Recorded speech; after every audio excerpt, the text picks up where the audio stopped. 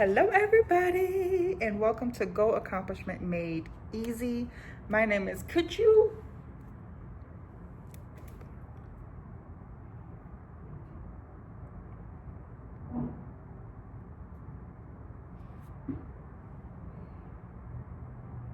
Are you happy? Are you satisfied with yourself? Welcome to Goal Accomplishment Made Easy. I am your founder, Desiree Stapleton, and today we are talking about my journey of moving abroad and all the things, okay? Talking about all the things. This is my first video like this, so we'll see how it goes. If it works, I'll continue doing it. If it doesn't, we'll find something that works, okay? So I have been posting, I'm looking at this because I've been posting about my journey and people have been asking questions. And I figured a video would be the best way to do it because, as you know, I am a blogger, okay? And not everybody reads the blogs. So we're gonna do a video, okay? So I have you guys' questions listed out and I'm just gonna answer them, okay? Just gonna answer them. So, first things first,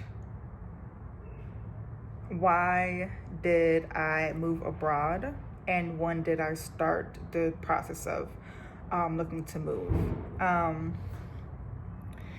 It is currently, March 2025? I started thinking about living abroad November 2024. Yeah.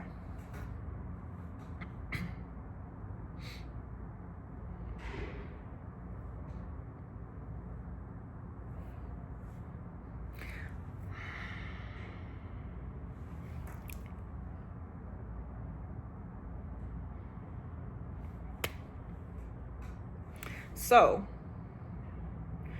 for those of you that don't know the conversation that was just had, some significant things happened in November of 2024. Significant things are continuing to happen. But for those of you that do not know, there was a major election, November 2024, and 92% of people that look like me did not vote for what happened. And so the 92% of people that look like me have been making decisions for the betterment of their health, and I was one of those people. So without getting political, that is what sparked the idea of me considering living someplace else, okay? I will tell you where I am now, but I'll also tell you the places where I was looking, and then I'll tell you how I ended up actually finding not just like this country, city, but also this place. So the first thing I started looking for was just like places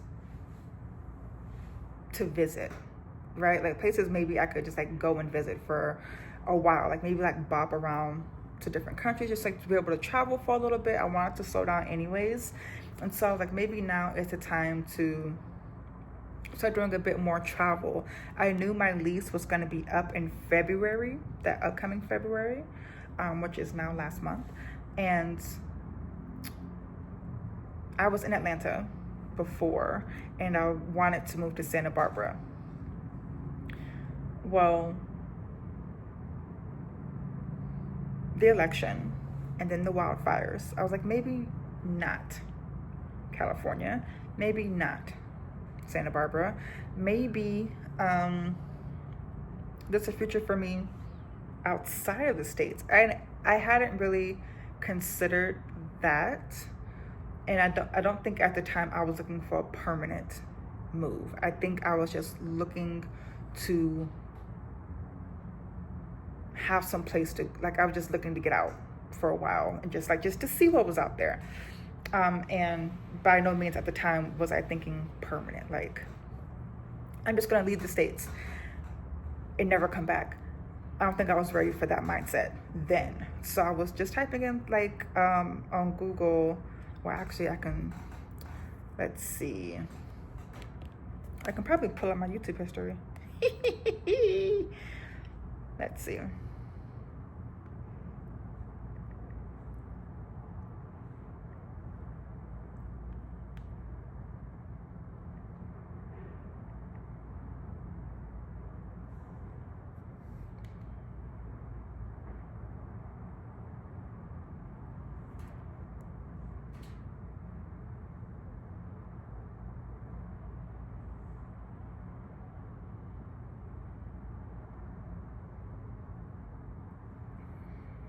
Tell you the exact videos I watched. Is this the right account? It is. Okay, so this is cool. Okay.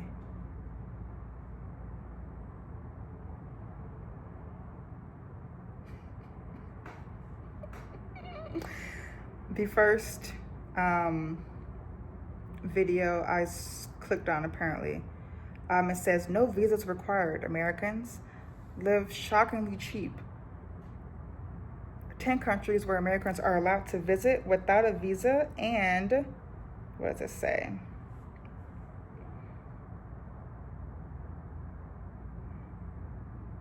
Are you gonna open or no? Oh, cállate. Without a visa and live shockingly cheap. Okay, that was the first video. Then, wait, is this right? I feel like this is a different YouTube. Yeah, this is a different YouTube.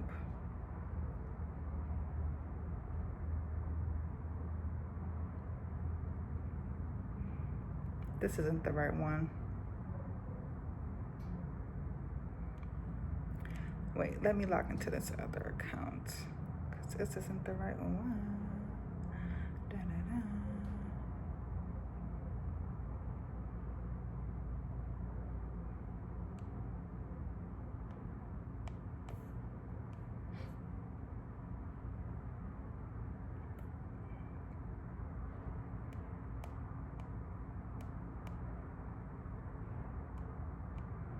Okay, all right, I found it. This is the right account. This one is it. Let me go back to November. I have been on YouTube every day up until I move.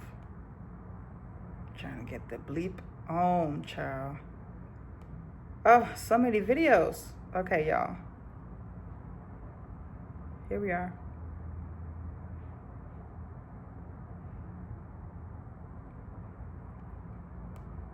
That's all January. Hold on. Wait.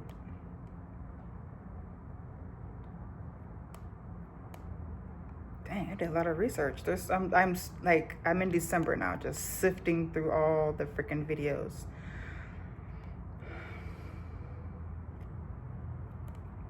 I watched so much. Good God, I thought I would find it by now. Like,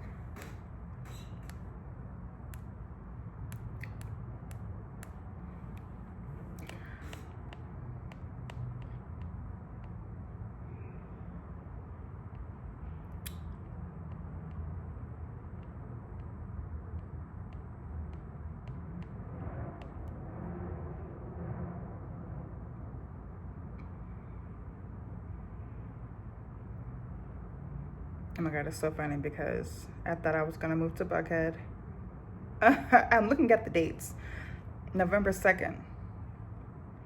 I'm looking at different places in Buckhead. I'm looking at apartments, different floor plans.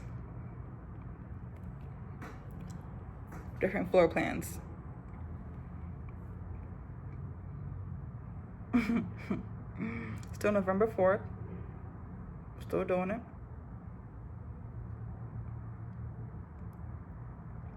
November 10th. Everything changed. No, November 11th, everything changed. 11/11. And okay, I found it. It took a minute, but we're here. It says, is Canada better than the USA? Pros and cons compared. That's the first video, right? Here we are. This is where we at. Second video, 6 most affordable cities in Canada in 2024.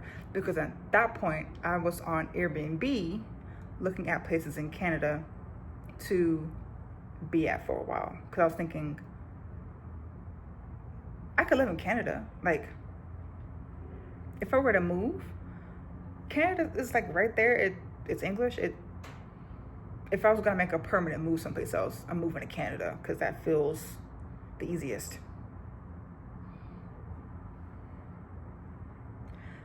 But then later on, I saw them prices, and I was like, I might as well. If we're talking about finances, it's the same as here. So 6 most affordable cities in Canada in 2024. That's by Make That Change. Is Canada better than the USA? Pros and cons compared. That's by Make That Change. I started a little bit of 15 easiest countries if you're ready to leave the US. I didn't like type these in. Like they're like they pop up, you know, as like potential options for you to watch. I was like, let's see. And that one's by Amelia and JP Aboad. I go like 10 minutes in, maybe 3 minutes into that one. Didn't finish that. Then I went to where can you move to from the USA? The easiest countries to get residency in. That's from Start Abroad. I started a little bit of 8 reasons why Americans leave Costa Rica, why I left. That's Traveling with Christine. It looks like I got a minute into that and didn't finish. Another video about Traveling with Christine. It says where to move abroad if Donald Trump wins. Then 10 places I would live with $1,000 per month or less. I got maybe like 3 minutes into that, and some of the places she was mentioning, I was like, maybe not for me, so I didn't finish that video. Then another video by Traveling with Kristen, where I quit my dream life as a digital nomad and returned to the USA. Just because I've heard the term digital nomad before. I didn't necessarily identify as that or identify somebody who wanted to be that. So I was like, not interested. But I hear about people moving abroad. I've never heard about someone moving back. So I wanted to see what that was about. I didn't finish that video either. There's a video about 11/11 portal. Because on 11/11, I decided maybe I am gonna move out of the States, and it's not just where can I go? Like I think I'm actually gonna move. That's when that started happening. 11/11. Best countries to retire on a small pension or Social Security. I wanted to just get an idea of what's available, like what are some of the places. So obviously I didn't finish that because I'm not retiring yet, since I ain't got no pension. But that's by Better Traveled. Then I got How to Move to Canada from the USA. That's from Canada Abroad. I finished that. Then there's Want to Immigrate to Canada. Here's what you need to know. I started that video. They're talking about the requirements. I was like, maybe Canada isn't it. That's when I started thinking, okay, maybe it's not it. Then I was like, maybe I can get into Canada this way. So the next video I watched was how to claim a refugee status in Canada. Because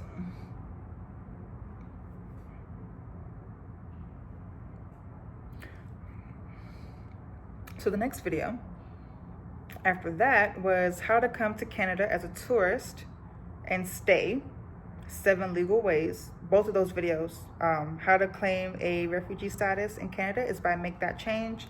How to come to Canada as a tourist and stay, 7 legal ways is by Make That Change. Then I watched how to leave the USA, 10 steps to moving abroad. That's Traveling with Kristen. See how it's increasing from just like what's out there to just traveling to leaving. Okay. Then there's 5 reasons not to move to New Brunswick, because that's where I ended up like thinking I was gonna go. And that's by Apex Geography. 10 insanely cheap destinations for digital nomads. That's by Traveling with Kristen. And then this is what changed the game for me. This is what started to change the game for me, right? I saw a video that said move abroad for less than $1,500, cheapest countries to move abroad. And that was by Picky Girl Travels the World. Okay? I didn't finish that video, but that was the first video that I saw that was a Black woman talking about living abroad, who lived abroad. And then from that point, I was like, God dang it. Nothing wrong with Kristen, but I had been taking advice from Kristen this whole time and make that change. And they are great at what they do, but they were not people that looked like me. And so then it clicked. I was like, oh shoot, I probably should get a bit more specific now that I know what I want to do, and say best countries for Black females to travel to, or Black American females to travel to, or Black female Americans to live in, like honing in versus best places for Americans to transition to. You see what I mean? So then my next video was also by Picky Girl Travels the World, and it was best countries for Black women part 1. Countries where Black women move. Okay? Then the next video was why Americans who can't afford America are moving to, this city. That's by Joan and Amelie. Best countries for Black women part 2. That's, countries where Black women move. That's also by Picky Girl Travels the World. And I stopped that video because over in the corner, how YouTube shows you videos or whatever, like suggests videos for you. I saw this and I have been hooked on this chick since. And it said where Black women can go when these white people act a fool again.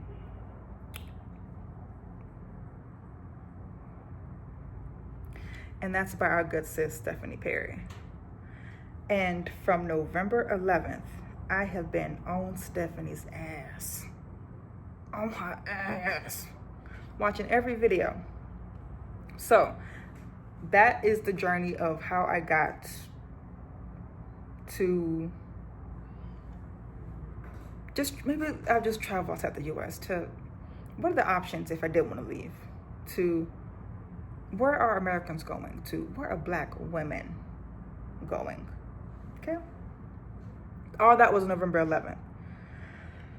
November 12th, and for those of you who don't care about this particular portion, please go past. But the reason why I'm spending a lot of time on this is because some of you are open to the possibility. Some of you are thinking about, maybe I do want to get up out of here. And rather than you starting from scratch like I did, I'm just going to give you what I watched. That was helpful for me, and you can have something to go off of. Okay? So from Stephanie Perry on November 12th, I watched, so does that mean we're not moving to Mexico now? And then that says Black women something.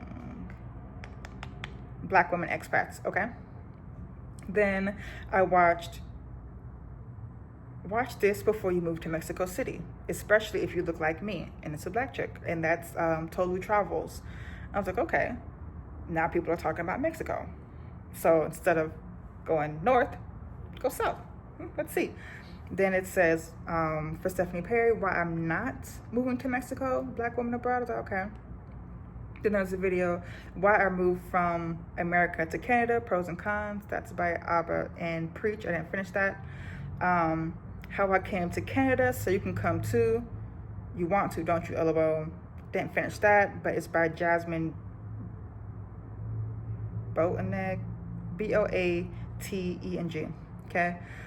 Where American Black women moving to, Black expats Black Girl TikTok. That's Melanated Queens of the Internet. Didn't finish that video. 7 soft life countries Black women abroad move to. Black women abroad move to. That's Stephanie Perry. Mexico is Rich. Santa Fe, Mexico. That's by Serg and Tana. That's November 12th. Also November 12th. Living in Mexico, my honest review. That's Wealthy Expat. What are 5 best countries for African Americans to live in? That's Awaken with Mark. Black women start disappointing people. From Mexico, that's Stephanie Perry. Americans are flocking to Mexico to work remotely. That's by Upton. The Other Face of Mexico, Santa Fe. That's by De Viaje con Seoan. I'll write it because I don't know how to say that name. Next video, Inside Rich Mexico. Ultimate Luxury in Polanco, Mexico City. That's Zane Travel. November 13th, Black people in Mexico enjoying life. Here's how to find your tribe. That's by Monique from Kingston. Didn't finish that video. Black expat living in Merida, Mexico. What's the tea? 8 things you need to know. 8 things you need to know. That's by Sierra Chanel. Costa Rica Culture Shock. 8 surprises for Black women expats. That's Stephanie Perry. Live. Don't move to Costa Rica unless Black women abroad. That's Stephanie Perry. If I were starting over right now for Black women who lost or left who left their job. Okay. That is by Stephanie Perry. Oh shoot, it stopped. God dang it, and I gotta start over.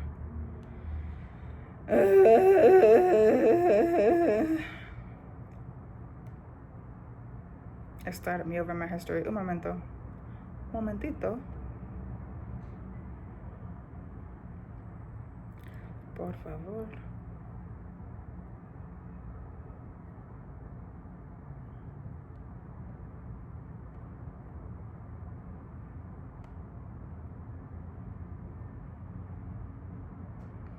Okay, we're on the 13th. Let's see. Okay, now, November 15th. How hard is moving abroad for Black women really? Stephanie Perry. 15 countries you can move to now. Arnita Webb. 12 things you must know before moving to Mexico City. Black expats. That's Rashida Dow. My first time interacting with her.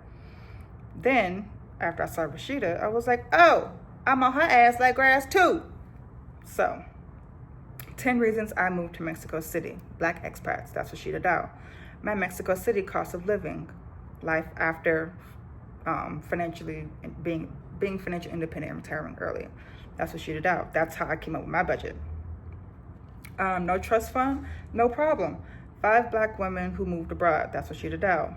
Mastering the mindset necessary for a move abroad. Rashida Dow. Didn't finish that, but the power of the pivot. How to prepare for life surprises. Rashida Dow.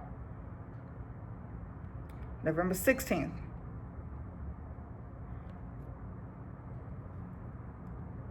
Started finishing the power of the pivot. How to prepare for life surprises. Rashida Dow. Mexico's alternative path to residency. No financial requirements. 2024. That's Move Abroad and Thrive. Cancel your trip to Mexico City ASAP. That's Rashida Dow. 10 countries for Black women with small budgets. Rashida Dow. Get a long-term tourist visa in Mexico. Digital nomads. Rashida Dow. My Mexico City cost of living. Again, I watched that video because I was like, kids not money, right? Rashida Dow. Jobs for Black women who want to move abroad. Stephanie Perry. Good morning from Mexico City. Total Travels. Didn't finish that. Unpacking being a Black woman expat in Mexico. That's Chimdi Ahezi. Lo siento, chica. I don't know. Okay, Black woman turned Mexican. A day in the life living in Mexico City. That is Jasmine Giselle. The Black Experience in Mexico City, that's what she did out. Didn't finish that. My Life in Mexico, Your Girl That's Dating, Made New Friends, and Broke My Sobriety. Jasmine Giselle. So I moved to Mexico City and I am not adjusting well. Jasmine Giselle. Did I get scammed? What can $50 buy you in Mexico City? The answer was yes, she did get scammed. It was good. They did that. That's Jasmine Giselle. November 17th. Move abroad with confidence. Get financially prepared. Rashida Dow. How I afford to travel the world without working a year. I just saved that because I was like, child, I need to know. That's Jasmine Giselle. Gaslighting 101. Top lies told to Black folks who want to leave the U.S. Blacks at Global. Why Mexico City residents are frustrated with American expats. Because now I'm thinking, I might go to Mexico City. I need to know. Now this impact. 12 countries Black Americans are moving to and why, including cost of living. Kim with the gems, didn't finish that. How to leave the USA, 5 steps to moving abroad, plus 5 places to relocate to. I started watching that because of the title, but then I realized they weren't Black females. So their experience would be different. But that's Going Walkabout. So there you go. Women share their tips on what to do moving forward. This is like the 92% being like, this is what we about to do in response to what y'all wanted. So, Mexico City walking tour, Polanco, Mexico City luxury neighborhood, Panama living, episode 4, removing. Oh shoot, hold on, wait. Women share their tips on what to do going forward. That's Priscilla Boy. Mexico City walking tour, Polanco. Mexico City luxury neighborhood is 4K World Gathering. 4K World Wanderings. Then Panama living, episode 4, removing $1,500 apartment in Panama City is Shantae Turner. Didn't finish that. Why these expats moved overseas and why now may be the time to move. International living, didn't finish that. Why Americans are relocating to Mexico City for a better life. This is CNBC Make It. So now Mexico City is in my mind. Done data. Okay. Then we've got, I watched 2 videos again from last time. Then it says where to go next. Best Plan B countries and timeline for Black people. That's Blacks at Global. Life as a Black girl in Italy. Work, dating, racism, making friends. That's Call Me Hilda Glosh. I don't know. A totally different side of Mexico City. Parque La Mexicana, Santa Fe. That's by Laura Browner. What to do in Condesa, Mexico City, CDMX. And that is in Los Zapatos de Monica. And Millionaires Live Here, Mexico City, Santa Fe. That's by En Los Zapatos de Monica. November 19th. We didn't expect to end up at this Pueblo Magico. That's by Eat, Baila, Travel.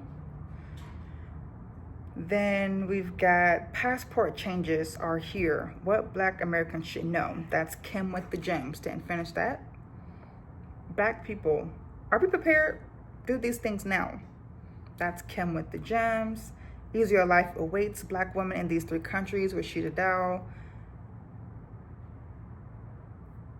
Oh wait, that's a video I already watched. Okay, Mexico City. Cost of living and best neighborhoods. That is Living Overseas TV. What Mexico City can teach the U.S. That is by, I watch a lot of her videos. Malini Angelica. What's it like living in Mexico City? Local experience. This is by Peter Santinello. Which, if I was saying that in Spanish, I know it would be different. See how I'm honing in? Now I'm just looking at one location, Mexico City. Then we've got How to Take a Break from America Now. Didn't finish this one, but Rashida Dow. Escaping America, the 5 things you must know. Our Black Utopia. Didn't finish that. What a Trump presidency will mean for Black Americans. Our Black Utopia. Didn't finish that. When moving to a new country isn't the answer. Black women expats, Stephanie Perry. How we afford to live abroad with Rashida Dow, Stephanie Perry. This whole friend group moved to Mexico, Black women expats, Stephanie Perry. 10 countries where Americans are allowed to visit without a visa. Oh, we already did this one. That's Discover Global. Best things to do in Playa del Carmen, Mexico 2025, 4K, Island Hopper TV. Coming to Playa del Carmen soon. Here's your update. That's by the Rope Monster.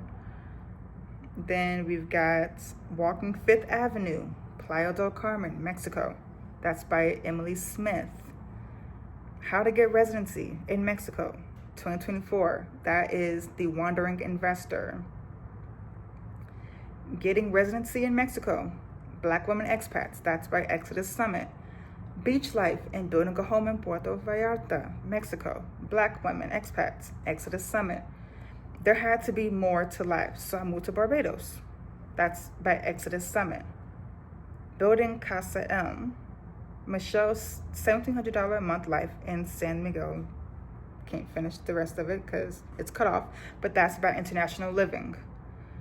Preparing for uncertainty. Why moving to Mexico could be your best plan B. Casa M in San Miguel. That's who did that one. My Mexico City Cost of Living again by Rashida Dow. Mexico City 4K driving tour in Ciudad de Mexico. That is World Driving Tours. That was November 23rd. Now November 24th. Now that I already got my plan together, I'm watching less videos, right? So, leave what no longer serves you. Living unapologetically. And that is Picky Girl Travels the World. Now I'm watching my own stuff. And who won't say something? Okay. And then we got No Purpose, No Problem. Picky Girl Travels Podcast Season 4, Episode 7. Obviously by Picky Girl Travels the World. 5 ways they're gaslighting Black women about moving abroad. That's Stephanie Perry. That was November 24th. November 25th. Breaking news. Trump to impose tariffs on Canada and Mexico. The right after that was How I Moved to Mexico City. Cost of living, daily expenses, plus tips for expats. That's Ariel Simone. Project 2025, How to Financially Prepare for the Coming Chaos, Our Black Utopia. She's set to make $1 million telling people to leave the USA. That's Hello 7. How to Scale Your Business to $100,000 a month, live coaching. Hello 7. Then we've got 5 countries where Black people can get free permanent residency. Discover Top 10, did that one. Donald Trump speaks with Mexico's president, claims to come to an agreement. How Mexico, Canada, and China are reacting to Trump's tariff threats. Next videos. Going to Mexico? Not so fast. What's really going on at the border? That's Kim with the gems. Don't let these 3 mistakes ruin your move abroad. Rashida Dow.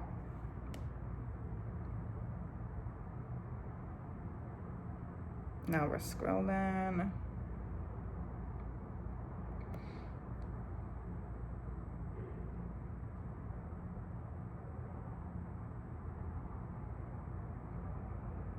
And now we're on December 1st. A big update on your Exodus. That's Exodus Summit. African Americans are leaving the U.S. for these 7 countries. Rashida Dow. 10 things you might not like about Panama in 2025. That's by Aboad Ability. I moved to Mexico City. Luxury apartment tour, pros and cons. That's Erica Anderson. Mexico City, pros and cons, things to know before moving. Erica Anderson. 3 reasons not to move to Merida, Mexico. That's Mexit Plans. My life in Medellin, Colombia. The truth about living here. That's Renee Bull. Talking to Black digital nomads in Medellin, Colombia. That's Worldwide West. Didn't finish that. Didn't finish any of these, but now I'm looking at Medellin. Didn't finish any of those. I'm looking at Medellin. Life in Guadalajara. Underrated Mexico City neighborhoods. Picky Girl Travels the World. Guadalajara versus Mexico City. Picky Girl Travels the World. Building a Life in Colombia. Black Women Expats Abroad. That's Picky Girl Travels the World. How to find an apartment in Mexico City. Renting an apartment. That's Picky Girl Travels the World. I want to retire in my 30s and live abroad. Escape the US.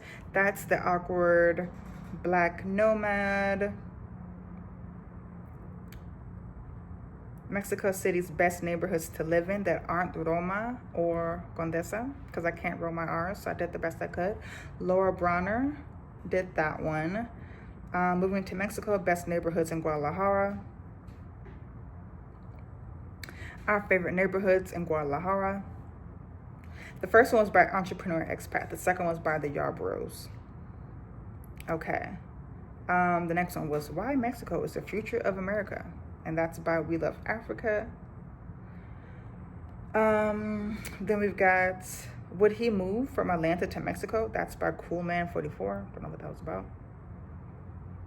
December 5th, for Black women not leaving the country, because at this point I made my mind I was gonna go. That's by Stephanie Perry. Is moving abroad just escapism for Black women? Stephanie Perry. The cities where Black Americans are thriving, hashtag Black Expat Movement. That's by the Yarbrough. Being Black in Albania, Awkward Black Nomad did that one.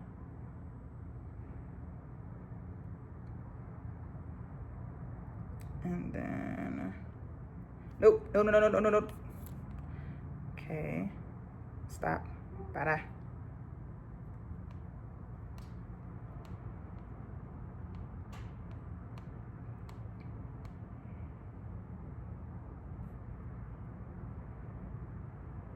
It made me start over. It made me.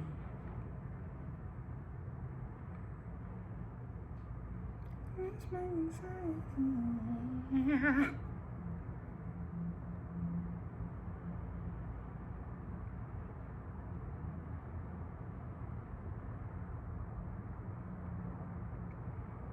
Okay, now back to where I was.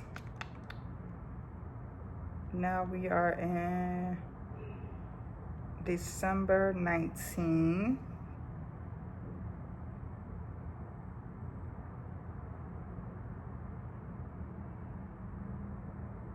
Black women divest from America now. That's Rashida Dow, living in Medellin, Colombia. My $1,800 a month budget. That's Jet International. I'm choosing peace, leaving America after the election. That's by Stay Tuned. Get ready to move abroad with expert coaching. That's Rashida Dow. Tulum, the hidden side of Mexico. That's Malini Angelica. Black in Tulum, Mexico. Tulum vlog. Where in the herd is Tiffany? Black in Tulum, hashtag It's a Vibe, weekly events. Black in Travel did that one. Black in Tulum events, good vibes only, Afrobeat Saturdays. That's by Black in Travel. Black in Tulum events, most epic events in Tulum. That's by Black in Travel. The new face of Black in Tulum. That's by Black in Travel. As you can see now, I'm moving on to maybe Tulum, possibly, right? Around Christmas, we've got Unlock the Secrets of Slow Travel in 2025. That's Rashida Dow. And I was like, oh, okay, maybe I can try that. 8 Things You Need to Break Up with the USA. Black Women Abroad, Stephanie Perry.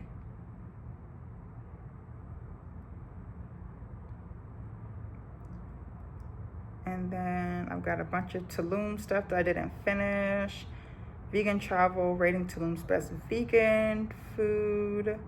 Tulum. Introverted in Mexico City, staying connected. Medellin, Colombia, cost of living. That's naturally NAMI. Is Colombia really that dangerous? 2 Souls Abroad. Moving to Antigua. And not Barbuda. Sure, what is that? With expat coach Amber something. That is the Exodus Collective. Living by the beach for $420 a month in Mexico. That's by CNBC Make It. Don't Wait to Retire to Rest with Stephanie Perry, part 2. That is Black Boomer Besties from something. Tulum, Expat Revelations, Why People Swap the U.S. for this Mexican town. That's Borderless.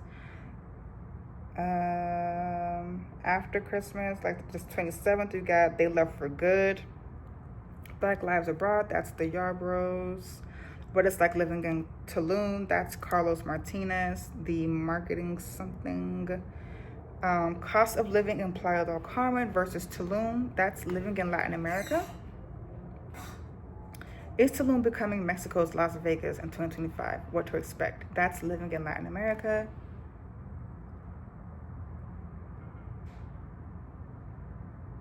December 28th. Is Tulum, Mexico becoming the money mecca for Black Americans? Started that. Didn't see. Never mind. It's helpful for somebody. I bought a home in Sicily for $62,000. Now I live in both America and Italy. That is by CNBC Make It. Then I'm much happier living in Mexico City than in the U.S. Here's how much it cost, I assume. That's CNBC Make It. How are Sicilian people? Black in Sicily. That's by Carl Pierre. Because now I'm like, Sicily, Italy, I want to add this to the list. Let's see. From northern Italy to Tulum Beach. That's Passport NV. Trying Italian food in Tulum, Mexico. That's by the Pasta Queen. What Italians hate about Americans. That's Anna Goldman. When in Rome, do as the Romans do, Italy. That's by Melanie Angelica. Tulum, the hidden side of Mexico. That's Melanie Angelica. What is it really like living in Tulum? That's everythingplayadelcarmen.com. This is why Tulum, Mexico is not for everyone. And that is Where in the World is CL? 7 common Tulum scams to avoid. Where in the world is CL? Then, Are Black Women Employees in Shackles? Reclaim Your Time, Stephanie Perry. Guadalajara is the cultural heart of Mexico. That's Melanie Angelica.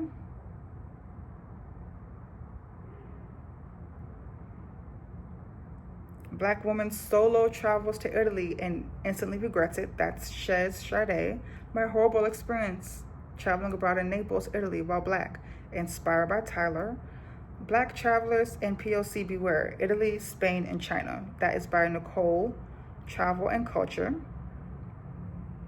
Then we quickly got up out of moving to Italy, maybe just visit, and went back to Tulum. Now, January 1st, I hear about Turkey. So, dating in Turkey as a Black girl. Is Turkey safe for Black women? Dating in Turkey, moving in, blah, blah, blah, blah, blah. Dating Turkish men in Turkey, Turkish people. That one's by Kimwana World, because I actually finished that one, so I'm going to say her name. Istanbul, Turkey, my experience, Black Girl Review, travel blog. That's by Brianza. A Day in the Life of a Black Woman in Istanbul. That's Africans in Diaspora.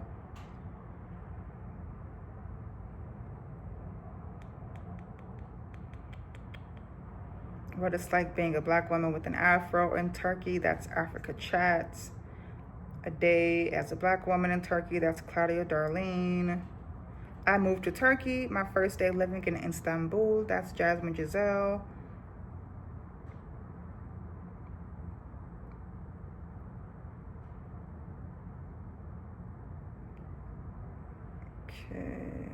The Reality of Dating While Living Abroad. Welcome to the Ghetto.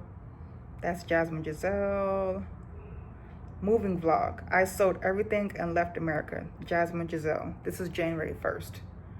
For me, around this time, I have to tell my leasing office whether or not I'm going to renew my lease. So I got a decision to make. I have to do that in December. Okay, so now I'm like, okay, this is real. I think I'm leaving. Now what? So, moving vlog. I sold everything and left America. That's Jasmine Giselle. I would watch that.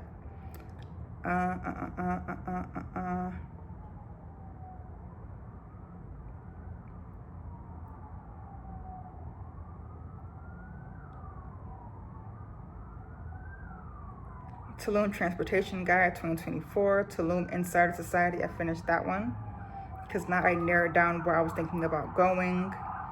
10 best cities in Mexico to relocate from the United States. That's for Shoot It Out. There's always sirens in the background, child. Colombia versus Mexico.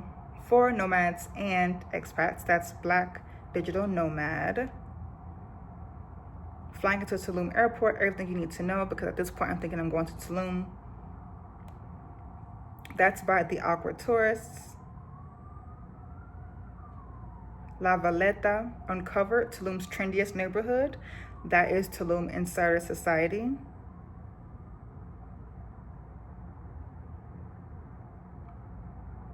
The clock is ticking. How soon can you move abroad? Stephanie Perry. Best places to live in Colombia, because I'm thinking also Colombia's on the list just in case I don't find a place in Tulum. That's Nomad Capitalist R&D. January 10th, a bunch of wicked stuff, child, because one short day in the Emerald City, one short day, have a lifetime fun. Okay. The Emerald City. All right, Passport Bros aren't the only ones who love Cartagena. That's Jasmine Giselle. Colombia trip turned into a nightmare. This is the real Cartagena. Cartagena. That's Jasmine Giselle. New Year's Eve, 2024 in Medellin, Colombia. This place is insane. Jasmine Giselle. Wicked, wicked, wicked. Oh, more wicked.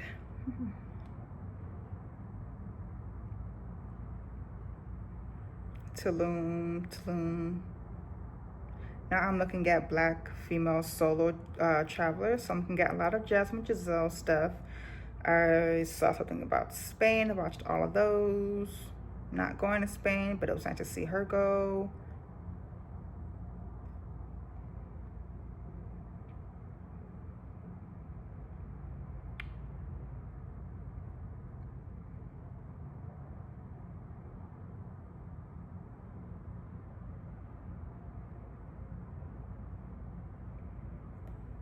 Now we're around January 17th.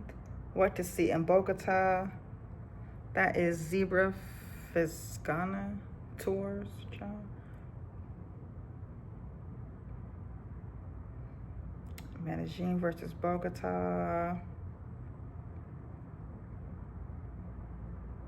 January 18th, one major sign you can't move abroad. That's Black Women Expats, Stephanie Perry. Because at this point, I got a month before I'm moving. At this point, I still was like, where am I going? Where am I going? Yeah. One major sign you can't move abroad. That's Stephanie Perry. Chase your passion. Design the retirement of your dreams. That's what Shoot It Down. Tulum tour around all neighborhoods. That's Tulum Land and Property. Mexico City's neighborhoods to live in that aren't Roma or Condesa. Laura Bronner. My Life in Medellin, Colombia. The Truth About Living Here. Renee Bull. Where to Stay in Bogota. Zebra Fisgana Tours again. People are leaving Puerto Vallarta, Mexico. Here's why. That's by More Life Diaries. While we'll never return to Tulum, Mexico. Violence, sewage, blah, blah, blah. Should we live here? Is who did that video. Ultimate Tulum, Mexico Travel Guide. Top things to do, best places to eat, base base. And that is by Paraiso Destinations. Things to do in Tulum, Mexico. Budget travel. That is by the Country Collectors. Part 2. The country you're moving to is too hard. That's by Stephanie Perry. Then I did Mexico's Italian Village, which is Anyone Can Travel. That's who did that, because I want to go to Italy. I want to live in Italy, but I don't think Italy want to live in me. So I was like, there's an Italian town in Mexico, which seems like that's where I'm landing. So let me see if I can live there. The answer was no, but I tried. Okay. We've got, what are Black women giving up by leaving the United States, and is it worth it? That's Stephanie Perry. That's me, January 2021. Like 30 days before I have to move. Now I'm looking at Bogota. When Black women who've protected the vulnerable become the ones who need protection. That's Stephanie Perry. Scouting out your new country in 6 steps. Black women moving abroad. Stephanie Perry. I'm scrolling because a lot of these are repeats. Overwhelmed. Want to move abroad? Do this now. That's January 27th. Rashida Dow. Merida or Guadalajara. City comparison. The Yarbroughs. Why did I move here? 7 reasons to reconsider moving to Colombia. That's A.K. Joel's Colombia. Why didn't anyone tell me this about Guadalajara? That's Tolu Travels. That's January 28th. January 29th. The tag says getting out isn't enough to stay safe. Then it says protecting yourself abroad. Do this after you leave the U.S. to stay safe. That's Pick a Girl Travels the World. January 30th. Mexico Temporary Residency, Full Guide, My Latin Life. How to attain your Mexican residency, your Mexican temporary residency. That's by Salua Ibalin. How to get 180 days tourist card in Mexico. That's Salua Ibalin. How to make an appointment at a Mexican consulate. That's Mixed in Mexico. Child, that helped because that website was kicking my ass. How to get dual citizenship. That's by Mixed in Mexico. Dual citizenship. How to get a Mexican passport. That's Mixed in Mexico. Simplifying the complicated decision to move abroad for Black women. That's Stephanie Perry.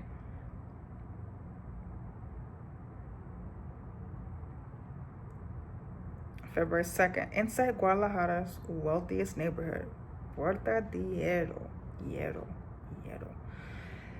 That's by Zach Jones.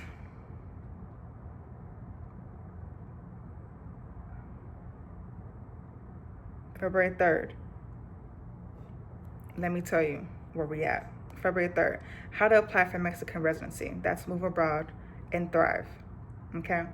Let me pause because we're at February 3rd now. January 30th. I got my passport. I had to apply for another one because I don't know where my other one was. So I had to apply for another one. I got it January 30th. I immediately was on the interwebs, as you can see, booking an appointment or trying to figure out where I can book an appointment to be able to start the residency process in Mexico, because I was still trying to figure out between Mexico and Colombia. Mexico gives you up to 180 days. Colombia gives you 90. So I was like, I could go over there because I saw some really nice places in Bogota and Medellin, but the 90 days was killing me. So I was like, if I find something that's better in Medellin or Bogota, then I'll go there. But let me just, like, as a backup, do something for Mexico. So I was looking to find appointments at the Mexican consulate that was near me. So I told you about the videos that I was watching, right? It's pretty much that. I've got about like a month's worth more of videos, but up to February 3rd, I was like, okay, I don't want to take my chances on the 180 days for Mexico, because you get up to 180 days. They could give you 7 days. Not me and this damn cat and all of my stuff sitting here looking crazy because they will give you a certain number of days to legally be in the country. After that, to be in the country legally, you need to leave and come back, cross the border and come back, right? I didn't want to take the chance of not getting 180 days. So I was like, let me just go ahead and just file for temporary residency, right? For me, I applied for temporary residency under economic solvency or financial solvency, meaning I was showing that I made enough to live in Mexico without having to work in Mexico. Okay? The income requirement for that was around making 3,100 US dollars a month to qualify for that. And so I heard great things about Phoenix, the Phoenix Consulate. Then I was like, oh, okay. I am going to be in Seattle on the 17th of February, which is like cutting it close, but maybe I could just go to the consulate that's there, boom, be done with it, because they didn't have any appointments in Atlanta online. That didn't pan out. So I was like, okay, maybe Florida. That didn't pan out. Then I was like, okay, maybe North Carolina. That's the one that got back to me. So I had an appointment on the 4th. I flew in on the 4th for that appointment.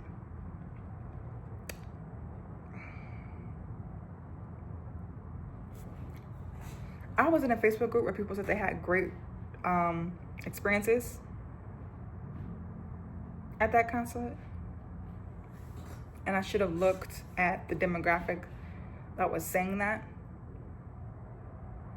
and looked for people's testimonials that fit my demographic, because my experience was not their experience. I think I have a video about that, so I'll link that in there. But what I will say, because this is not going to be a smear campaign, what I will say is come with your bank statements. If you can, have them signed by a teller with their business card attached. If you have an online bank, like many of us do, go and get those documents notarized. There is a UPS about a mile or so away, maybe 10-15 minutes away. That UPS has a notary. It's going to be $10 a pop for each signature. You're going to want to get each bank statement month notarized. They ask for 12 months. Go ahead and get all 12 notarized. Trust me, get all 12 notarized, because they could say, oh, we only need 6 months, or they could say they need 12.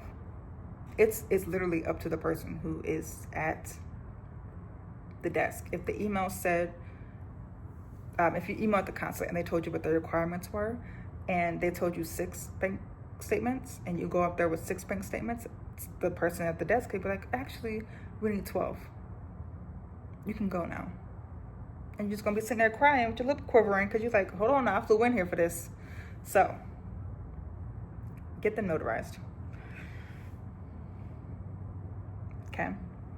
If you are self-employed, highlight your deposits before you go in there. Highlight your deposits, make it easy for them.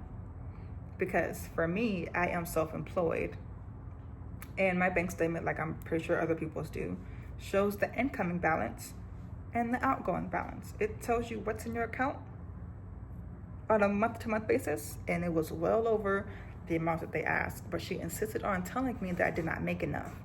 And I'm just like, I just filed my taxes.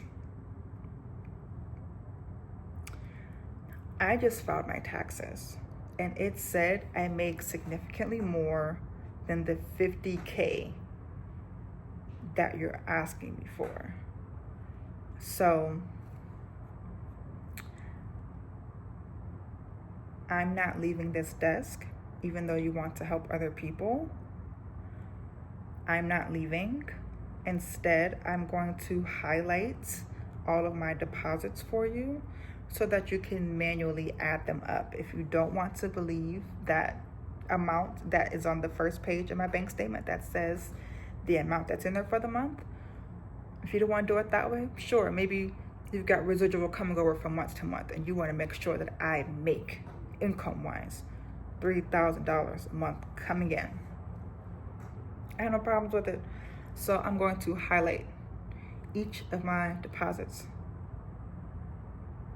for all of these 12 months. Then she said, oh, we can just do 6 months maybe. So I do the 6 months. She tells me to go do it over there. So I go and I sit right in front of her. So when that person gets done, I can just go back up there. And then when she gets done helping someone, before she goes and tries to call the next person, I go in with my little backpack. And I'm like, I finished highlighting them all. And she says, okay, well, I'll give this to my boss to see if they can accept this, see if it's enough. I'm just like,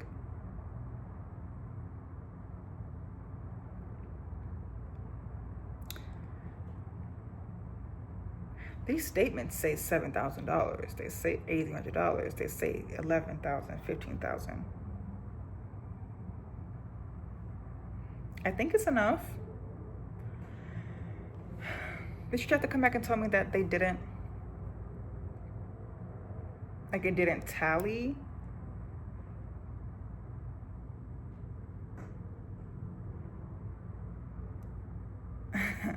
And I was like, can you walk me through each one of these so I can see how you're adding it up? And then she went back to her boss. Then her boss came back and printed out a form that said that they only help people that live in North Carolina or wherever Raleigh is, right? They don't help people who are passing through. Because then she was like, oh, your business is in Atlanta? Why didn't you go in Atlanta? And I was like, because they don't have any appointments. And they told me that I can come here. Then she was like, oh, you have a business? I was like, yeah.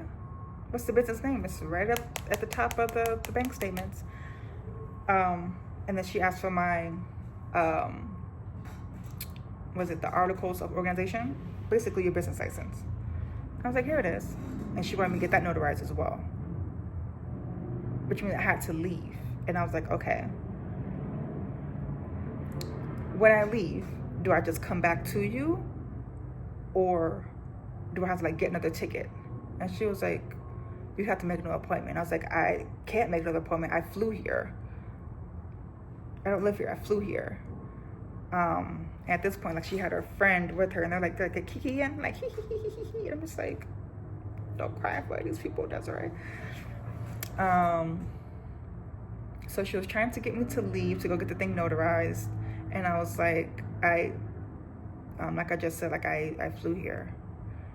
And she was like, typically if the appointment doesn't finish in a certain amount of time, you have to schedule a new appointment.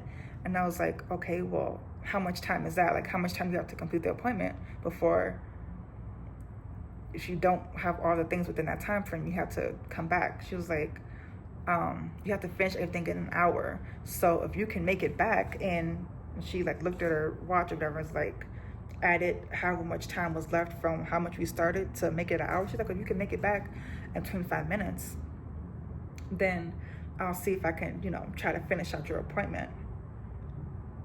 So I was like, okay, I'm in a place I don't live. I gotta go try to find a notary.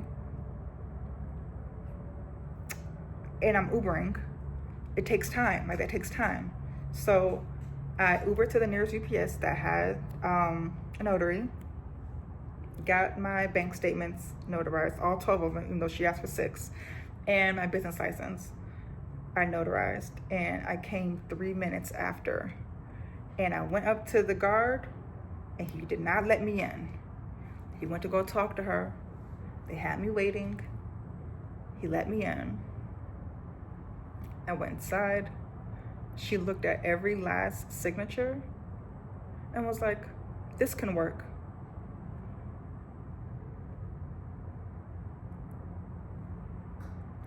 You just gave me a piece of paper that said in no way, shape, or form do you not serve people that don't live in that state.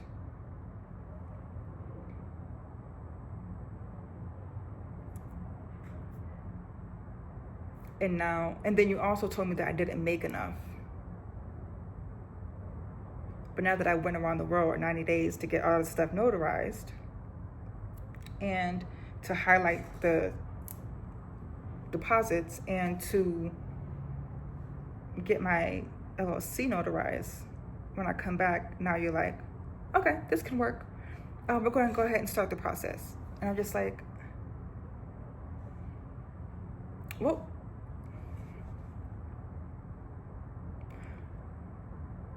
what was the point?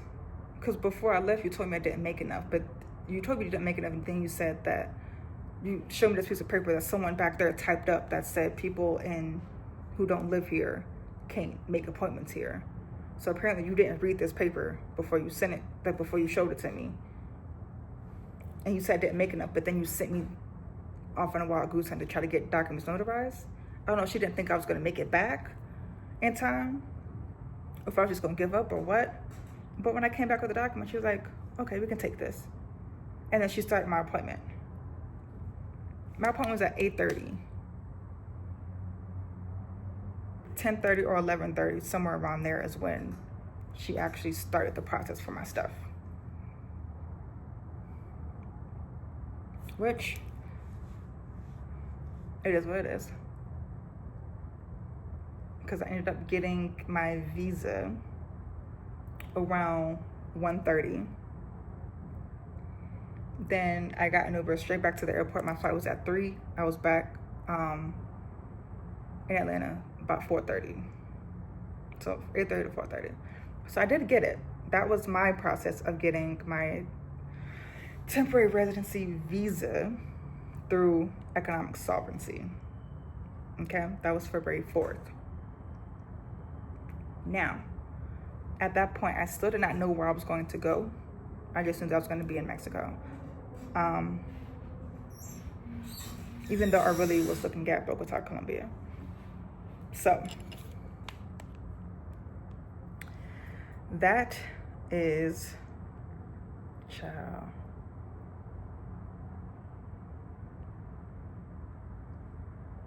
How I chose the country. And the residency process. I chose the country because a lot of people were saying that it's a soft land for Black female expats or Black female nomads. It's a softer land in Mexico than it is to someplace like Canada that may be more expensive. So that's how I chose the country. Those were my initial challenges with the residency.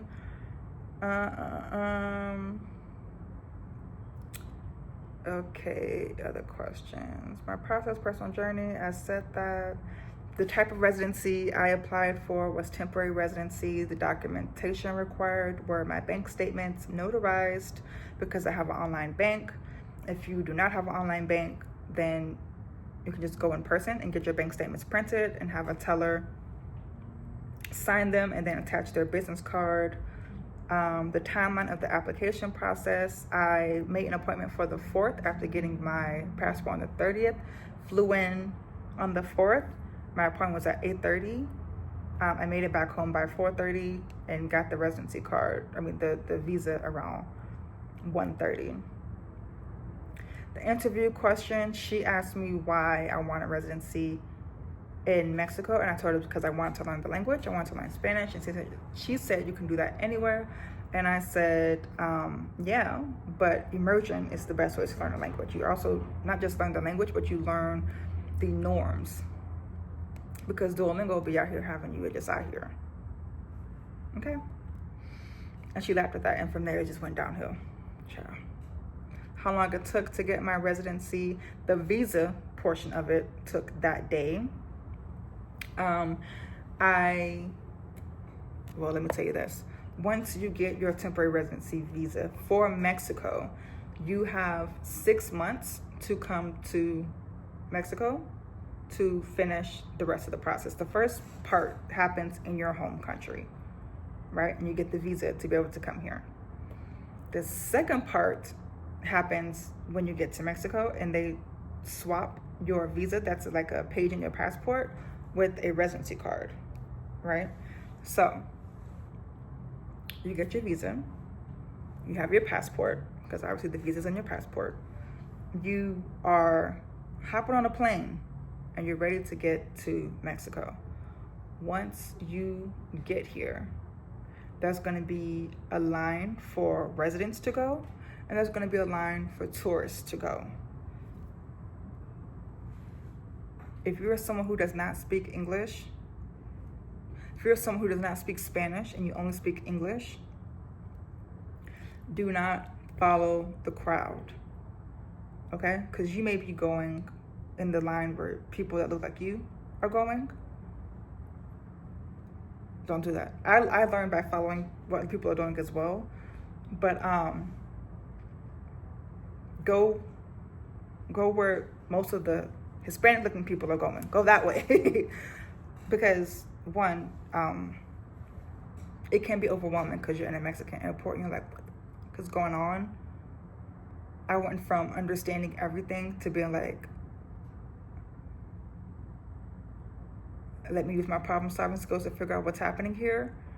And so make sure you go in the line that residents are going through, okay?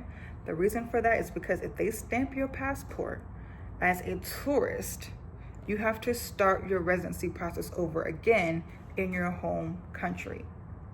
So everything you went through was for nothing. You have to start over again. So don't let them stamp your passport with that tourist visa.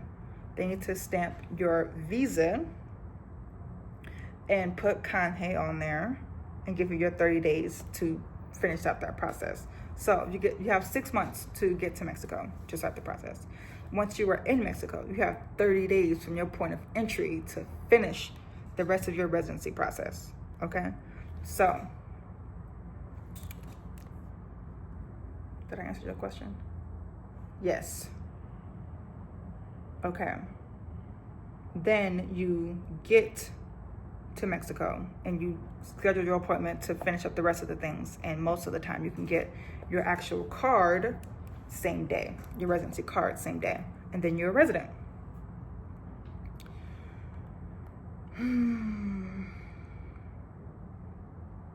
Okay.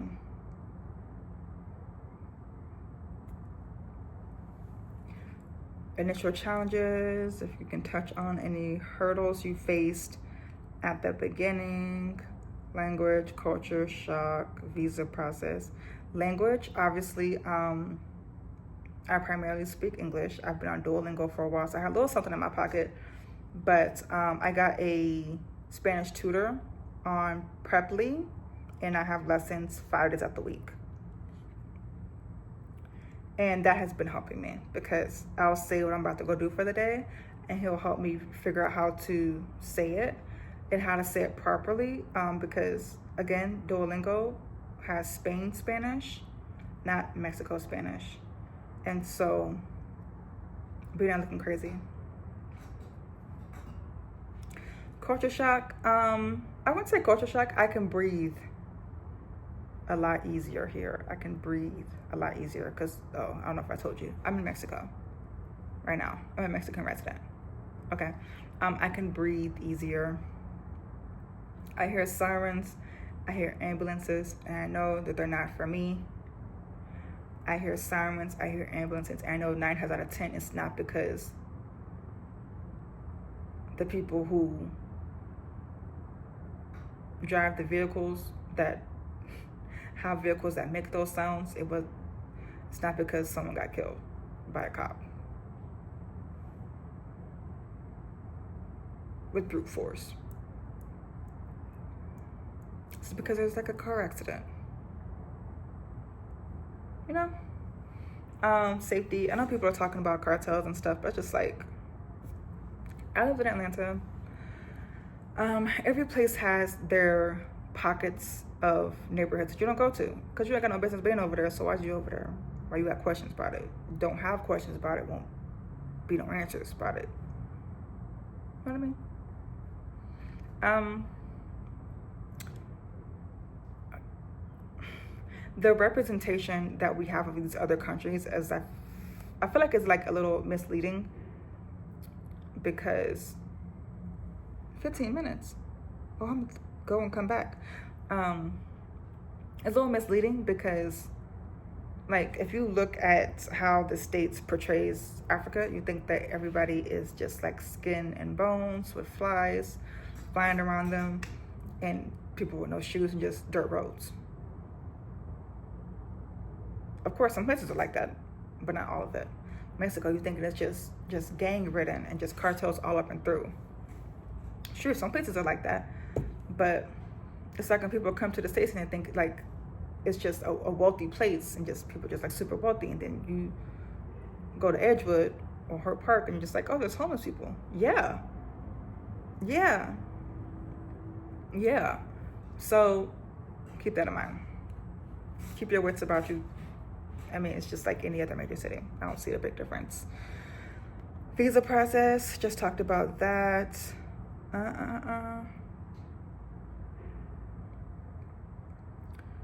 Challenges along the way with the visa and residency process.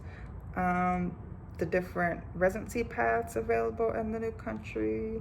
I didn't do a work visa, but I did meet someone at the store downstairs who's doing the work visa process, or student visa. You can do family sponsorship if you already have someone that lives here. I did residency through economic solvency. That just proved that I make enough money to be able to live here without working here, because you can't make pesos here as a temporary resident. You can as a permanent resident. You can work here, but work here and make Mexican money. I make my money from the States, so they allow me to live here as a temporary resident. Adjusting to life abroad, cultural differences. If you could share your experiences adjusting to life in the new country, food, language, customs. Again, I said I can breathe easier here. People don't really care about me, child. They ain't that me. If I'm paying attention, I see looks. I don't know if that's because there's something on my face. I don't know if it's because they're trying to take in all this beauty, or if it's because I look different, or because I'm walking different, or because I'm dressing different, or whatever the case may be. But I'm a black chick. I'm always in some kind of other category. So people that are in the other category get noticed more. So, but no one's giving me a disgusting look. I've had some disapproving kind of like looks, but I don't know if that's because they think I'm rich and they're just like, girl, F you, or if it's like, I don't know, it felt like more like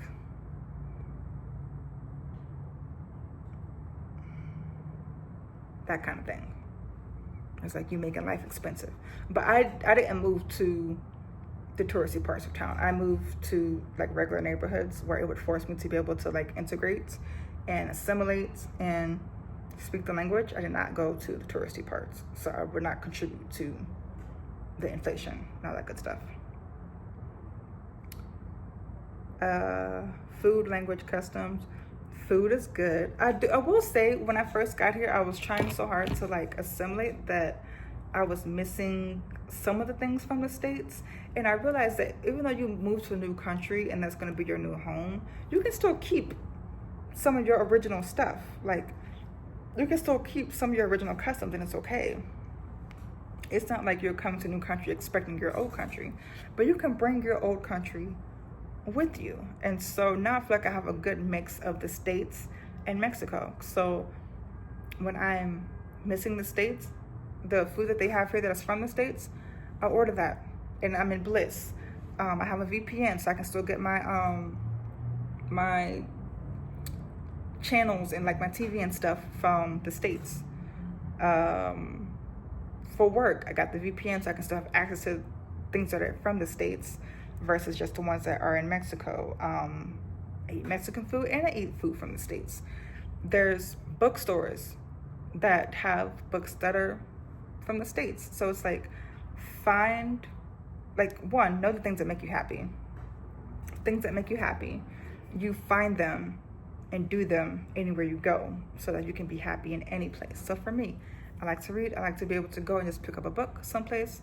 What I've learned being here is that I like being able to understand what's going on. I like being able to comprehend, being able to understand. Moving to a country where you don't speak the language is humbling, because you could be the most confident person in the world, but you in a new place with a new language. So it's humbling. So I did find a bookstore that sells books from the States, so it's in English. And I'm just like, yes, I don't really care too much about them being able to speak English, but for me to be able to see something that I comprehend, books that I remember from the States, I'm just like, found movie theaters that some of the movies are in English, subtitles in Spanish, and vice versa. So I just went to the movies yesterday and I saw Real Pain. I saw Black Bag, Mickey 17. I think I'm gonna watch tomorrow with Robert Pattinson because my mans. Yeah, so it's like it's finding a good mix of like integrating to the new country, but also being able to like keep a piece of your old identity while you're crafting a new one. So that's that about, what'd you ask me, girl? Food, language, and customs. Daily life, describe what a typical day looks like now that you're a resident. Elliot, I don't know. I feel like because I moved here with the intent of moving here, not just like coming to visit, I didn't go to like the touristy parts of town. Like I didn't pick that because I knew I was looking for a home. Right? So I think that's the difference between like going someplace to move and going someplace to like scout or hang out and have fun. Because if I'm just going to hang out, I would go, because I'm in Guadalajara right now, so I would maybe go to La Americana or La Providencia, just like to be with the action. But I've always been like live on the outskirts of the action kind of gal. So I'm on the outskirts. Americana is like a mile up.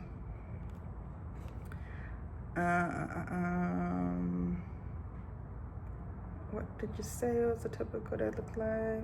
I mean, it's good for me. I work for myself. I create my own schedule. I see people when I want for consulting. And I will say this. Child, how about, okay, so I moved here February 22nd, right? How about the first week of me being here, I lost 2 clients. My money was like, hey, I got plans. I got things I'm about to do. And I lost both of those. And just like, doo-doo. The universe was playing with my time on that one. Playing with my time. Child. Okay. That was in regards to, because someone said legal and financial steps. Can you mention any other legal or financial tasks you have to handle getting residency? I got a facilitator to help me do the second part of the residency process. So I had my appointment on the 13th of this month, the 13th of March. I had my appointment for residency in the Guadalajara I&M office. I had a facilitator help me with that, and I think my appointment was at 12:30. I got my residency card at like 4:35, so I have like a social security number now. I also got a phone number here. I got a Mexican phone number with Telso. I tried to do AT&T, but because they have AT&T here too, and I have AT&T, but AT&T wasn't doing the job, so I had to get somebody else. Tips for anyone considering moving abroad. What you wish you'd known when you started the process? Research, documentation, budgeting. Nothing. I feel like I was pretty much prepared for the things that I could prepare for. Nothing's gonna prepare you for not knowing anybody where you're going. But that's why you go and you look for Facebook groups that have expats there who care about the things that you care about. So if you are going to go and move to Bolivia, then you find people that look like you and care about what you care about. In Bolivia, like, you find Facebook groups and communities of people that live there doing that thing. So I found Facebook groups that had people that do live here in case I did want that. If you're going solo like I did, you're uprooting your whole life and you're leaving what you've known for something new, and that's always a adjustment period. I knew that when I moved, I wanted my floor to ceiling windows. My mother had to hear about that for the longest. She had to hear about when I want the dang Tesla, and I got it, which I did not bring because we're not going to talk about politics. But I would let that car drive itself into the ocean because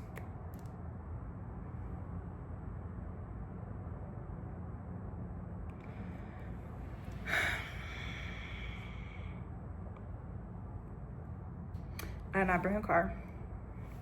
But I do know that I did want my floor to ceiling windows.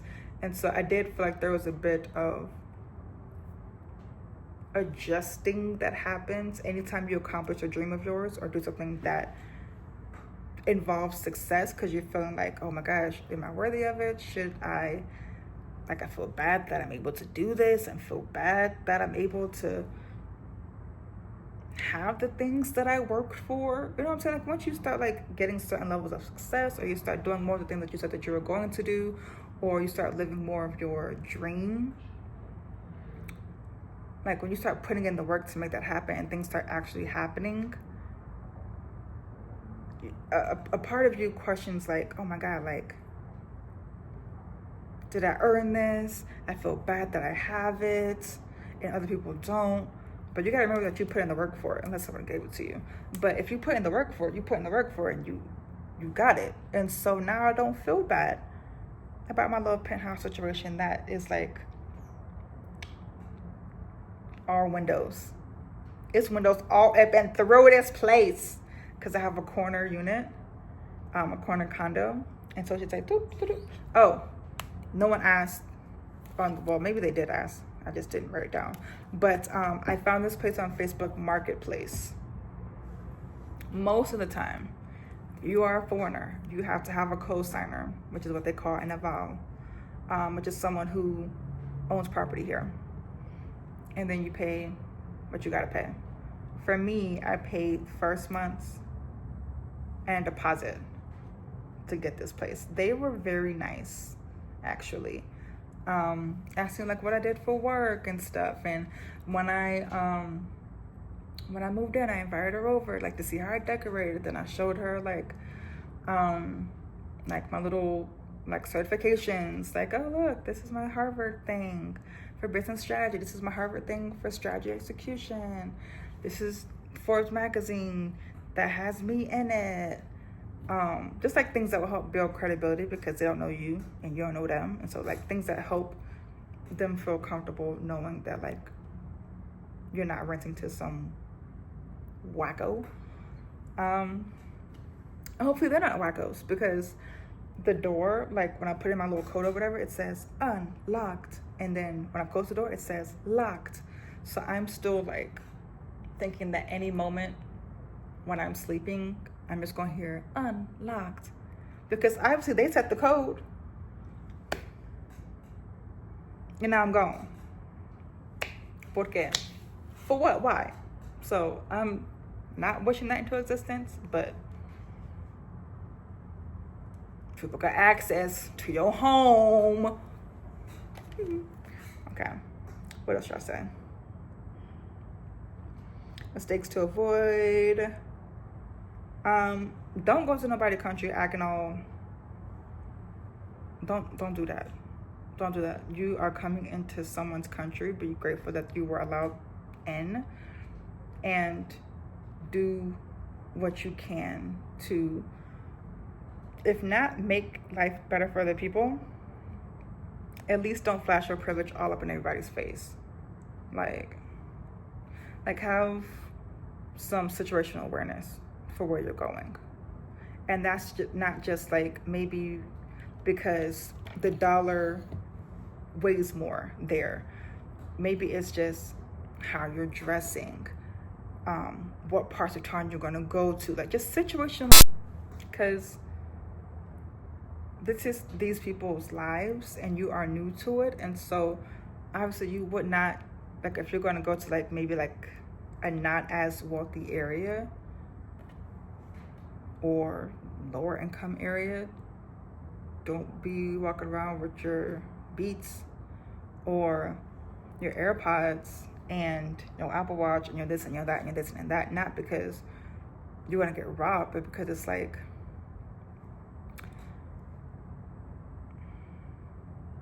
that's not the area you're going to. Not saying you gotta dress down or you can't live your life because not everyone's on your level or reach your level of success, but like take it into consideration where you're going and what these people's lives are like.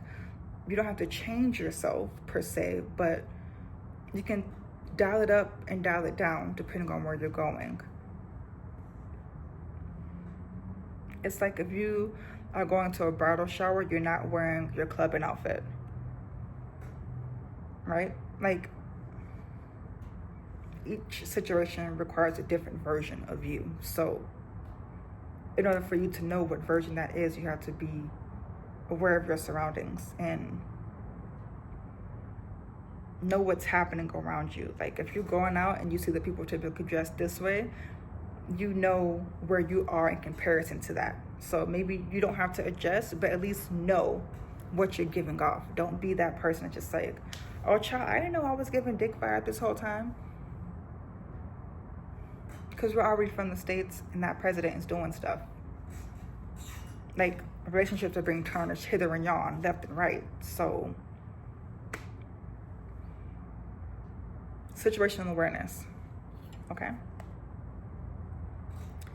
What else do you have? Resources. I gave you a lot of the YouTube videos that I watched, but I will also link them in the description.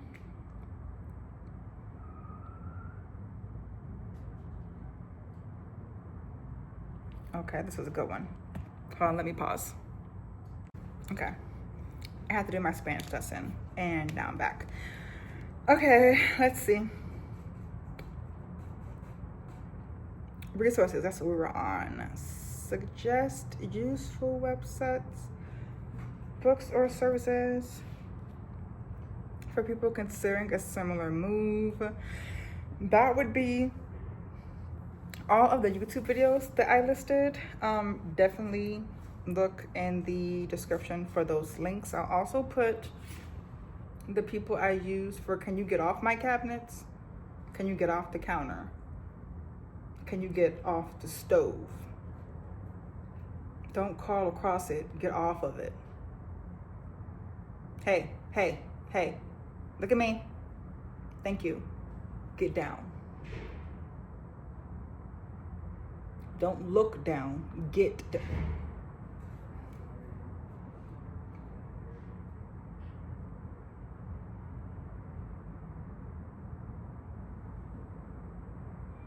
I'm going to drop the link to the facilitators that I use to get my residency. So that will be in there also. Let's see, what else did you ask?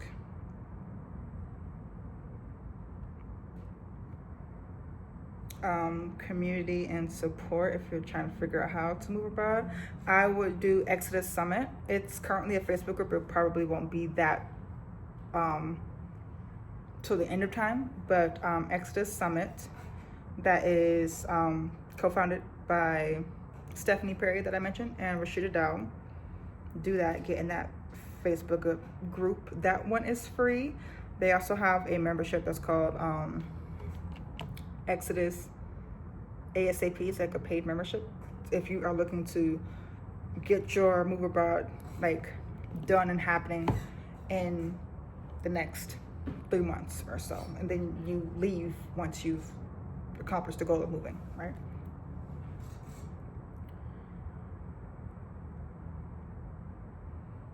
What else did you say? I don't have health insurance yet, but I will.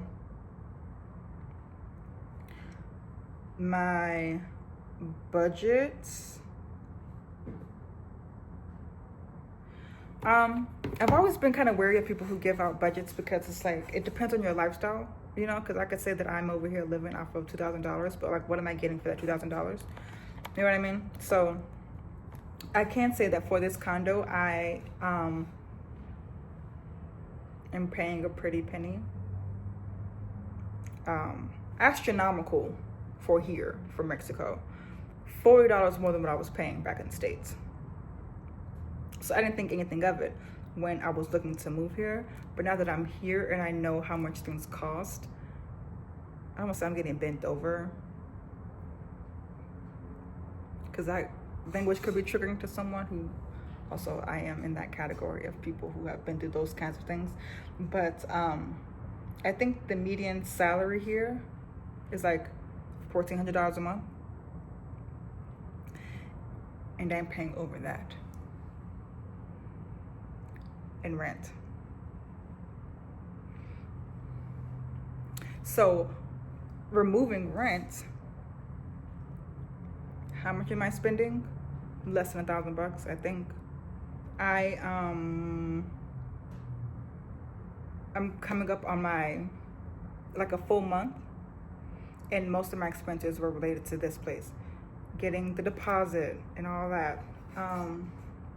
The first month's rent, tidying things up from the States.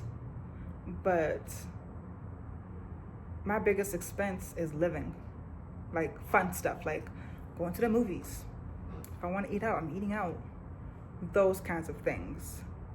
And then I still got my bills from the state, like 2 or 3 bills from the States still. But I haven't gotten my electricity bill yet, so I'll let you know how much that is when I get it.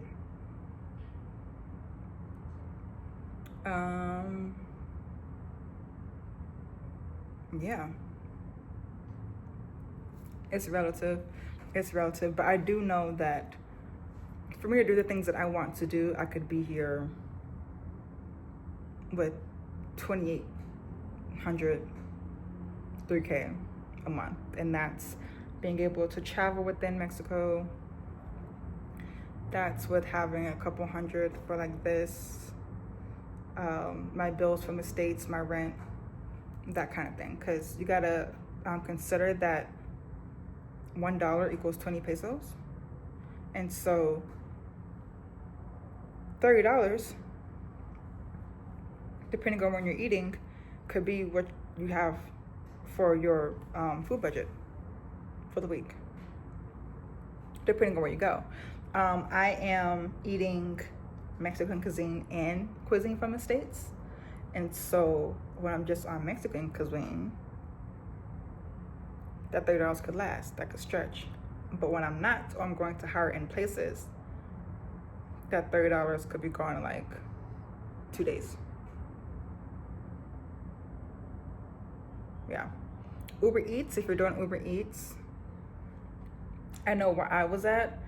If you wanted like maybe like a fast food meal, like maybe, I don't know, Burger King or something like that, because you think that'd be the cheapest, or McDonald's or something like that, and you want like a regular meal, most of the time you're gonna leave up out of there paying $18 and $20 for that meal.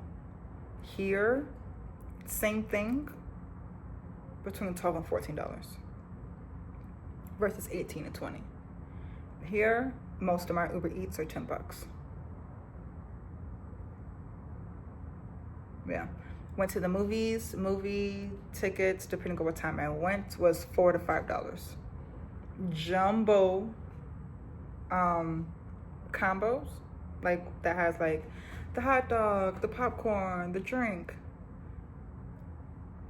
I think was, everything came out to be $16. This is a little quick math. So $12, just about.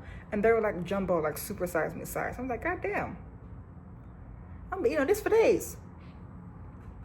So I saw a movie for $16. Movie with all the concessions and all that, $16.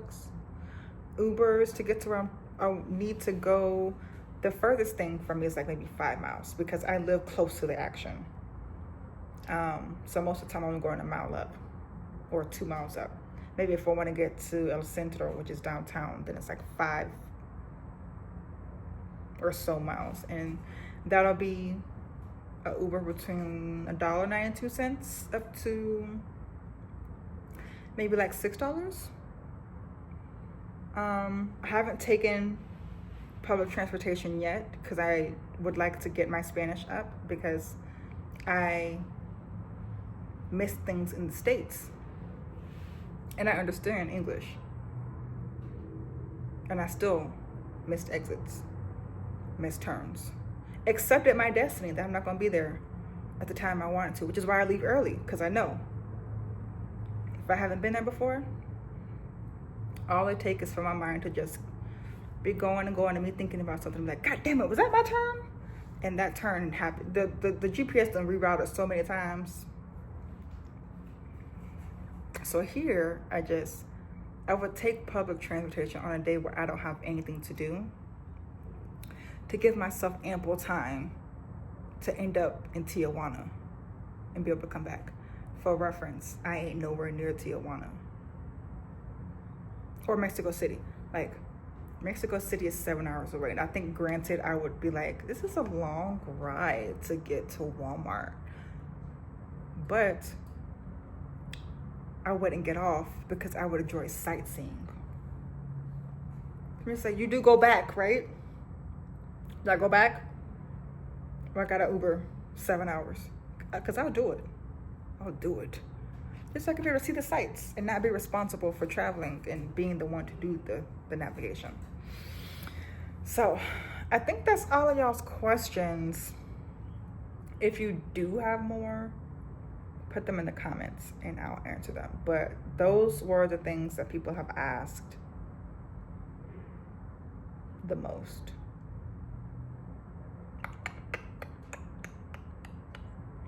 I'm trying to think if there's anything else. I'd say, because you are going to a new country, if you are traveling by yourself like me, if you haven't already, take inventory of the things that make you happy and then find them where you're going. So for me, I like to read. What I noticed, and to add to the list, I like to comprehend. Okay? Because when I was in the States, I didn't need that because I comprehended a lot. Here, no comprendo mucho. Y so, now I'm adding comprehending. Makes me happy. So now I have Spanish lessons 5 times a week versus 3, and it's not just Duolingo.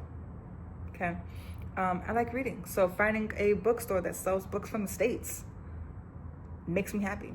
Being able to watch movies that are in English makes me happy. Nature, being outside, makes me happy. Margaritas make me happy. Green space makes me happy. Friendly people makes me happy. And then if I needed to be around people that looked like me, I'd find a place that there are people like me that are also at in decent numbers. So because I know that there's a Black presence here, and there's a Black presence in Mexico City, and there's a Black presence in Tulum or Medellin, I would feel more comfortable in those places, because if I needed to just be able to go, okay, sis, with somebody, I could do that. Right now, I ain't had nobody to do that to. Well, nobody to do that to where it's appropriate, because they don't be understanding what's happening. But you do it to other people. It's not the same. But yeah, I would say go someplace where there's people that are already like you at. You don't have to interact with them, but just trust me, one day you're gonna wish to see people that look like you. So you may not want to see them all the time, but you're gonna be craving some kind of sense of familiarity. And even if it's just like one every now and then, you're like, oh, okay, there's others here, which makes it cool. You know what I mean? I think that's all I got, child. I'm trying to think of anything else people have asked me. People have been asking about the different ways to go about residency in Mexico. That's going to be a separate video.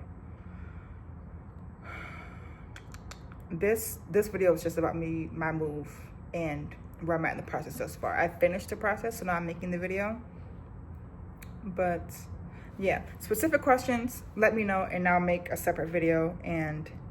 But I think I've answered what most of the questions were. So if you're thinking about moving abroad, but you're afraid to do so, maybe because you don't know where you're going, you don't know what you're doing, you're by yourself. I was all of those things. I didn't know what I was doing. I didn't know where I was going, and I was by myself. What I will say is, I saw something in 2019 that changed my life, and which is the reason why I'm in business now. And this is what actually birthed my Goal Accomplishment Made Easy program.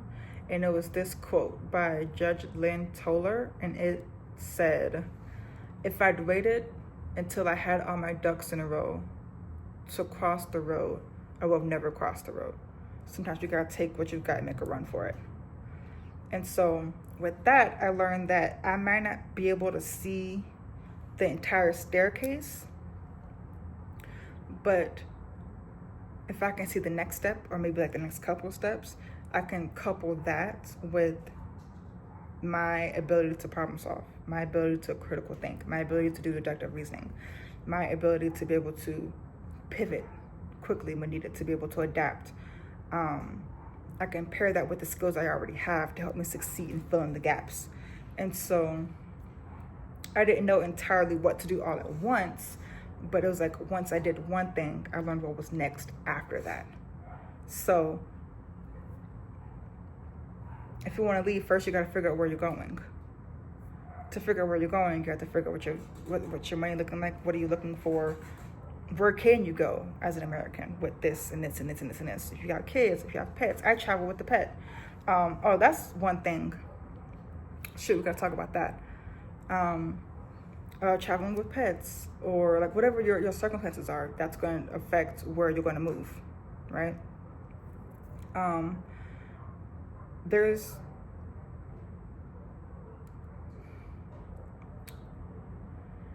something magical, I think, about still moving your feet, even though you're scared, even though you don't fully know everything yet. Like, I just know I want to go someplace. Okay, I picked the place I want to go. Now, what are the requirements for me to be able to be there? Oh, okay, I just need my passport if I just want to visit. If I want to live there, I need to do this. Okay, how do I do this? Then you learn.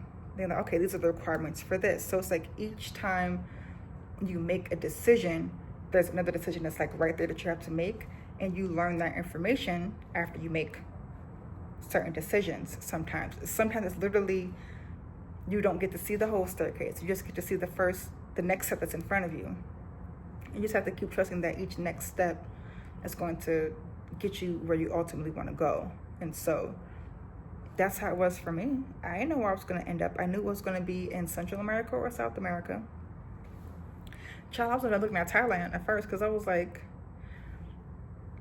I was being ignorant at first because I was like, you're telling me for $400 I can get what? I can get what? But cheaper cost of life should not be the main reason you move someplace. Don't do it. You have to consider culture as well. You have to consider there's just so much to living in a place outside of how much it costs to live there. Okay? So don't let Thailand and Malaysia sway you with them beachfront resorts for $400. Don't let them do it. Beautiful place. If you actually would enjoy that culture and learn the language and being able to get by and do those kinds of things, then for sure, go. But if you're just looking at it like, oh, I can pay $100 a month, consider me there. Look at all the things that you would need to be happy for wherever you want to go. Okay? Pick the place. After you figured out what you need, pick a place that fits that criteria. Figure out what you need to do to be able to stay there. And each step you take is like another step. present itself. And you got to be okay with that. You got to be okay with not knowing what's coming around the bend. You got to be okay with not knowing the next step, but having faith in knowing that you will be able to handle whatever it is. And if you don't have faith that you'll be able to handle whatever it is, if you don't have confidence that you'll be able to handle whatever it is, hire somebody who does. Borrow that confidence from somebody, right? Talk to somebody who's done it, and that'll help you. So it's like, okay, I know that I can only stay here 90 days with just my passport. Your next question would be, how do I stay here longer? Then you type that into Google. How do I stay in a country past this and this? Then you find out about visas. You're like, okay, well, what's that? Then you find out, oh, okay, this is how I can stay here longer and live here as a resident.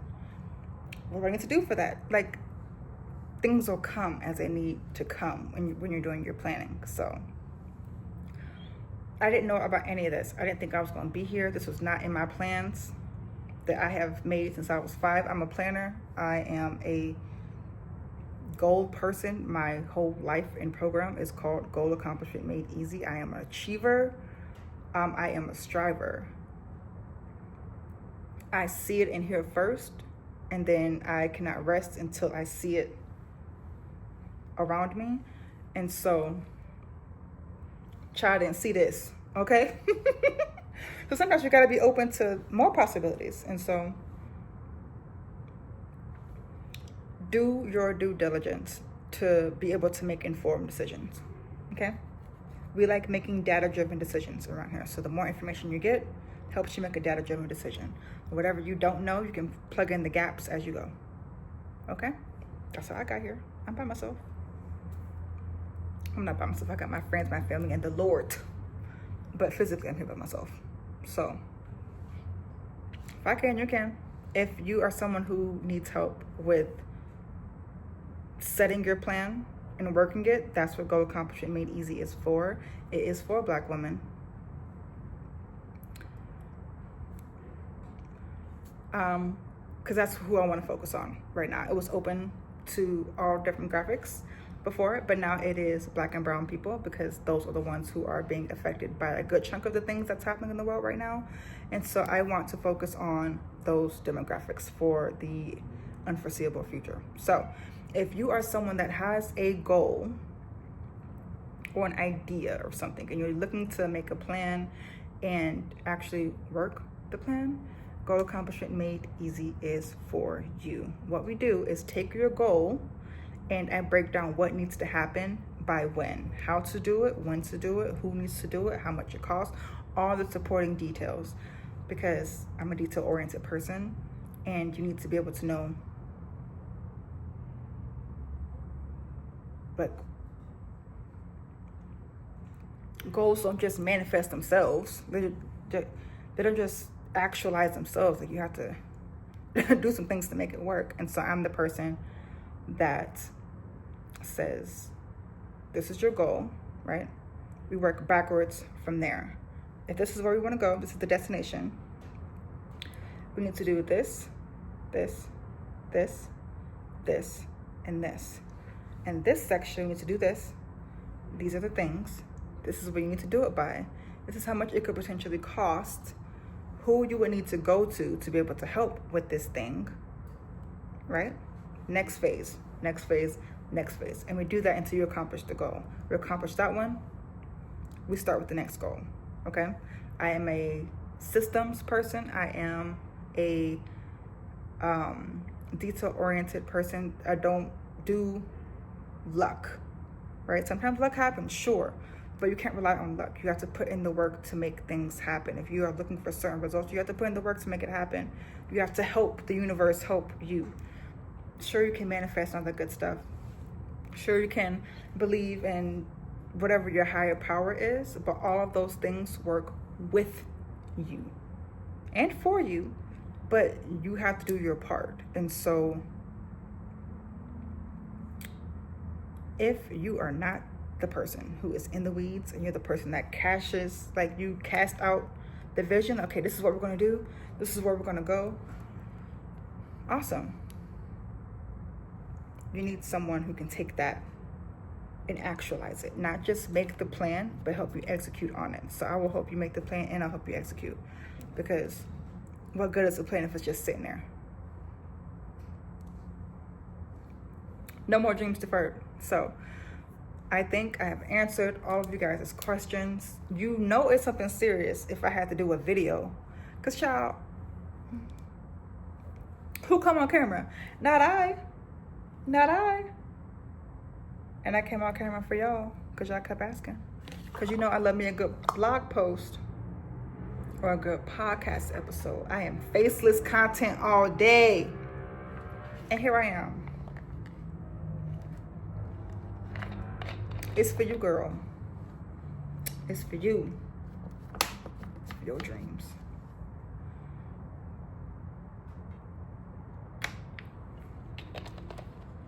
All right. That's all I got for you. Let me know if there's any other questions. I will answer them in the chat. I don't know if I'm making another video or not, because honestly, I'm not a video girly. Are my eyes watering? Is that what's happening? Can't see. For those of you that have oily skin, you know the struggles. You know the life. But I don't know if I'll make another video because I'm not a video girly. Granted, I'm like hilarious. So says I. And, you know, I don't want to say she's a looker, but, you know, she's not a looker. But on video, it's never, like, on camera, it's never been my jam. If people respond positively to it, I guess I'll do it. But I love me a good blog post. And if I'm gonna do videos, y'all gotta talk back to me. Y'all gotta talk to me too. Because I'm a talker. I'm a rambler. Ask my mother. See them bars? She do poetry too. Multifaceted. Okay. I'm really gonna go now. Let me make sure I answered everything.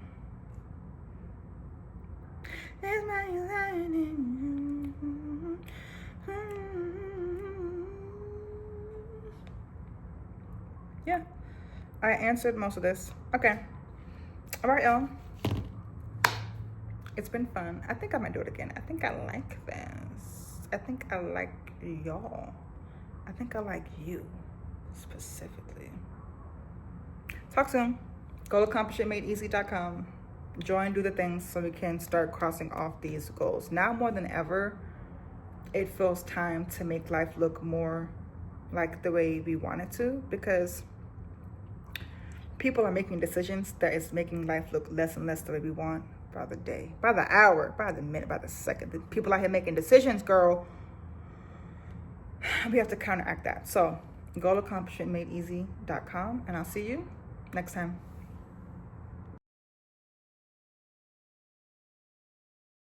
Y'all, don't worry about that.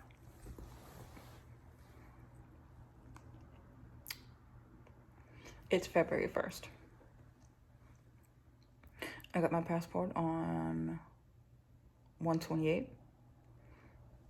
I have an appointment with the Mexican Consulate in North Carolina on 2/4, which is Tuesday. And I am wheels up to Guadalajara on the 22nd, regardless of what happens with my temporary residency request, because my lease is up on the 23rd and I didn't renew. Because I knew I wasn't going to be staying. I didn't know where I was going, but I knew I was going to be here. And so it's the first day of the month, which means I'm officially on a countdown. 22 days. So I went and got an extra suitcase. I am potentially traveling with the cat, depending on if he act right. So I have to get a carrier for him. Unpack up all my stuff.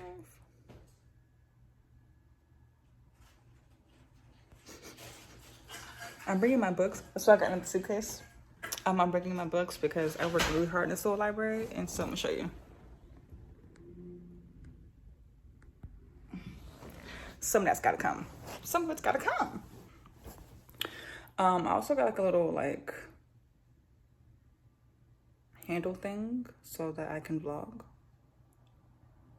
while not holding the camera, you know? So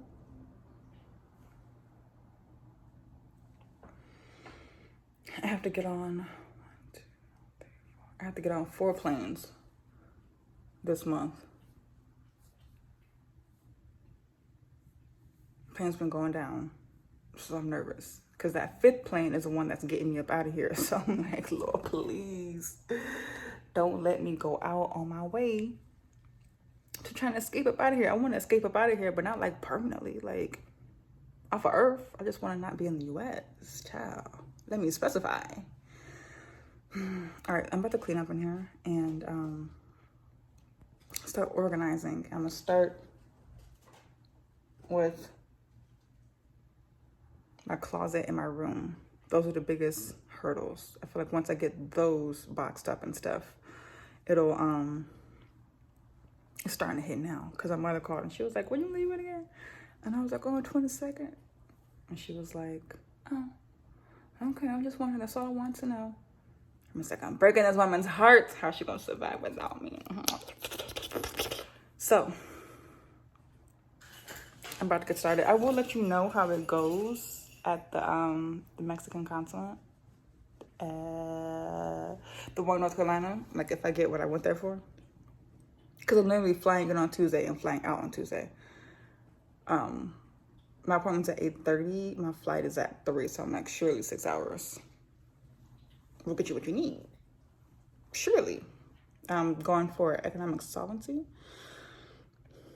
We're gonna see how it works because I have an online bank and they want you to have your 12 months of statements, but they want the statements to come from the bank and they want business cards to be attached, and my bank is online.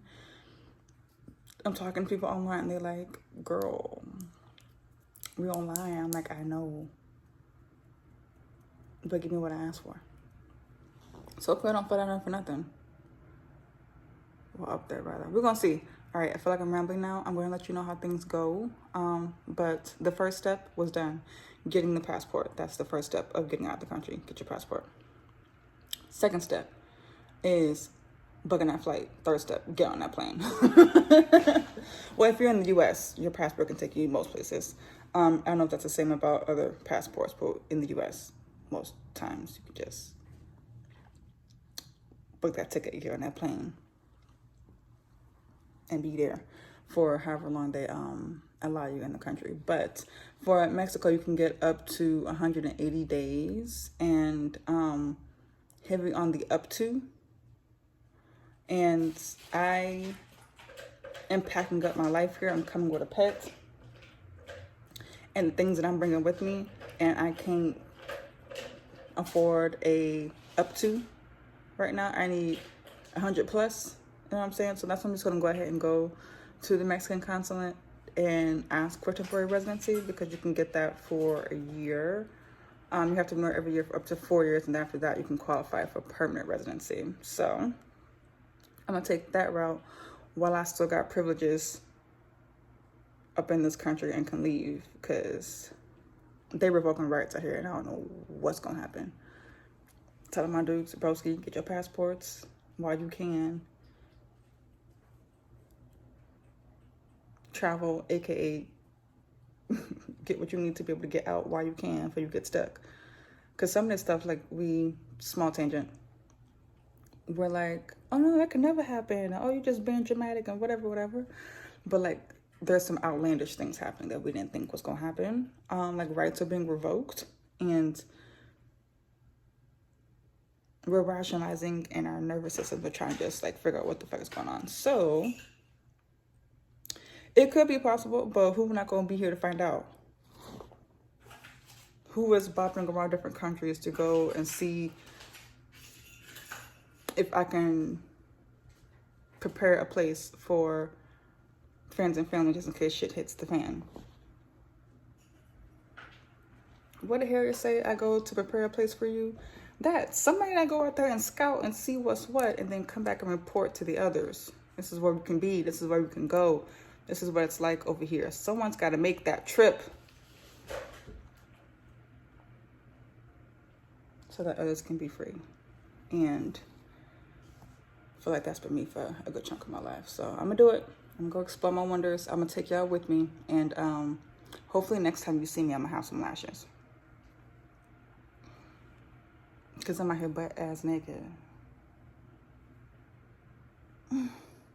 Nope, next time you see me, I won't. Give me about like a month. Spend a lot of money on getting out this country right now, but give me about a month. It's gonna be back right. Okay, bye. Yo, I'm packing up my stuff to move out the country, right?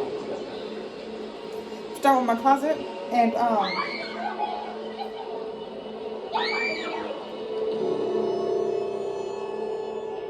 mind your business. I'm missing a nail. Where'd you go? I just went to open up an Almond Joy. I was like,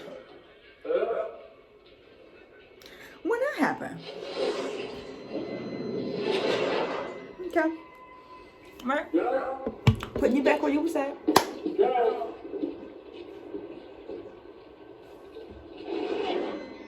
All right. Bye. Okay, no, but for real. Where's my nail? I actually really just want to go to this bookstore. I'm about to call Aboad because where'd she go? Yeah, okay. Why are you laying in the litter box? She's right there. Get out! Get out of the litter box. Charlie.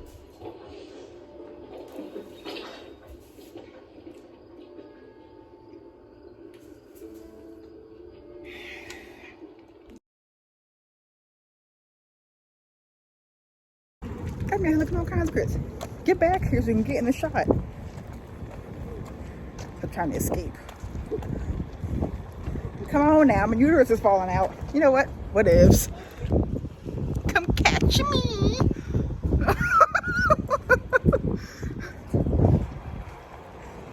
Come catch me.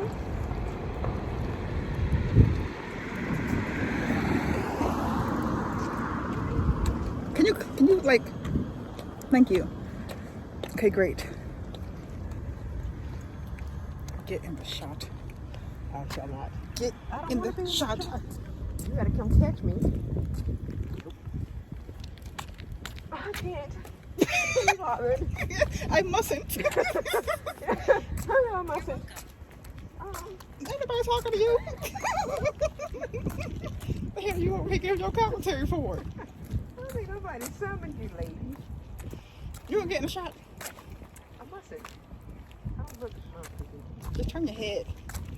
For it had to be obtrusive, like being paparazzi. Great. Now I gotta be nosed. Excuse me. Come here, my thoughts about the latest. What do you think about the latest administration? Wow. Look at this. See how she got me out here? Over it.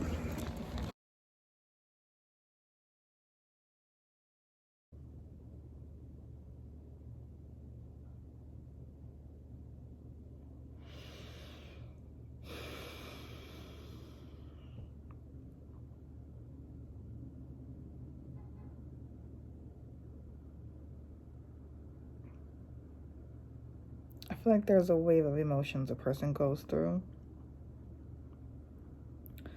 when they're about to leave something familiar.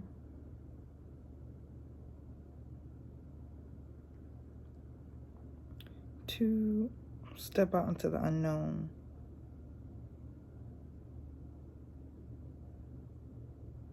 In hopes to chart a new path.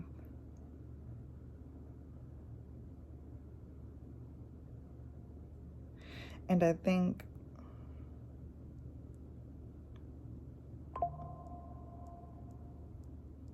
I won't say I'm scared, but I think it's starting to hit me because I have 2 weeks now.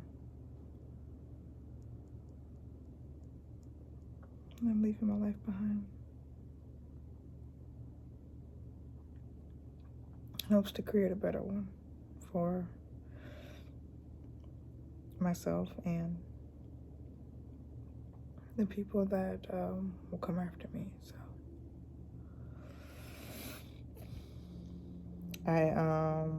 tomorrow I will be going to the Mexican Consulate in North Carolina to apply for temporary residency. I'll let you know how that goes. Going through it. All right. I can't see. All right. I'm gonna add something to the last video. And apparently it's important enough for me to say with no lashes. I think that there's a difference in leaving something behind when you are hurt or angry or experiencing high emotion than it is to leave something behind and it not be that. I think it's harder. It's very easy to leave something or someone because they've done something you're upset, or they've done something to hurt you. It makes it easier to be like, this is why I'm leaving and I'm out. It's another thing to leave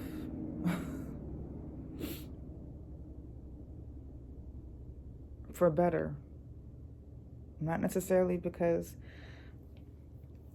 things are wrong. But there's a lot of things that are wrong right now. But I think for me, it's moving would be easier if I had just broken up with someone, or if I was having issues with my family, or I had just lost it all anyways, and so it's a fresh start. Like, it's easier to transition and pivot in those situations. And right now, business is good, relationship with family is good. We have movie nights every Wednesday. I got my dream car, what was my dream car before that man told people that they have his heart.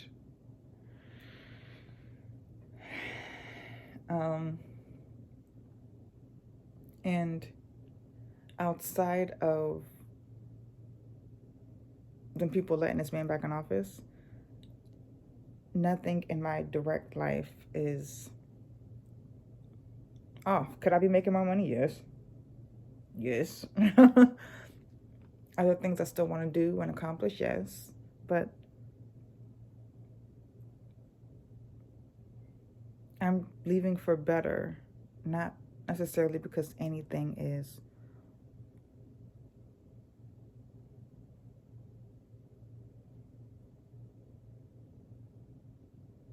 I don't want to say wrong, because there's a lot of things that are wrong that are happening right now. But does that make sense? Like, don't mind me. I just got up and I was laying in bed having an epiphany about the fact that I have little time left before it's time for me to go. So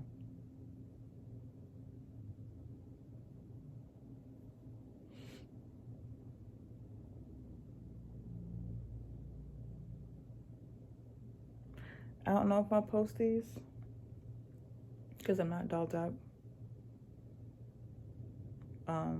So these might just go into my archives, but in the event I do decide to post it,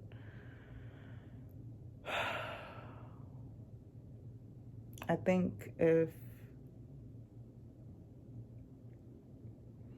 you are typically the first, you're the first in your family to do this or do that, or you're the first person in a category to do X, Y, and Z, or you just find yourself having to be the person that does the creating versus being given the blueprint. I think that it's scary. Not knowing exactly where you're going, but you know the direction that you're going in. And knowing that there wasn't necessarily like a clear illuminating path created for you, but the general direction was given, and now it's, if you so choose to accept it, it's on you to be the one that creates that illuminating path for someone else to be able to follow. And so I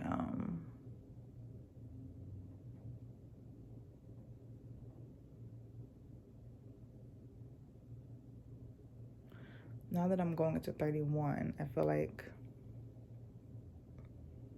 I understand why I went through what I went through, and how it has built me to become the person that I am, and how it's going to shape the person that I will continue to become. I don't want to say it's to be a pioneer, because I feel like a synonym of pioneer is colonizer. We're not doing that. But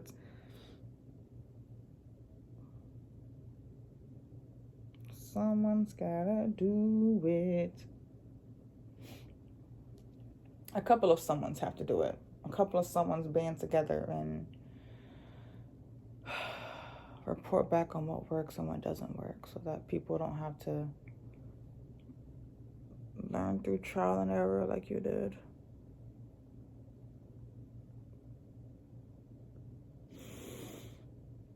All right, I'm about to go because my eyes are starting to water again.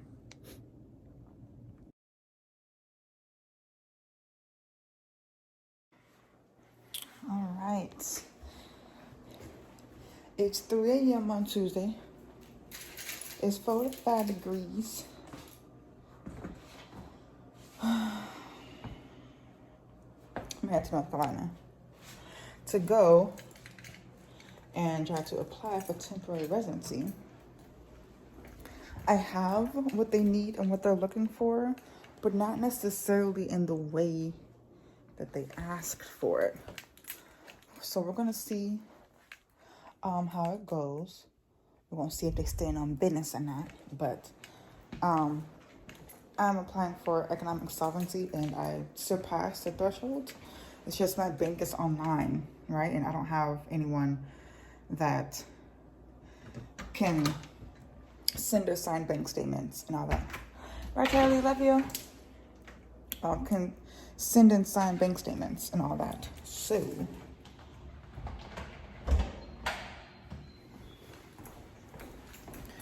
I just printed out my bank statements, bank letter. I don't have wet signatures or anything like that, because again, my bank is online only, and they don't have those luxuries. So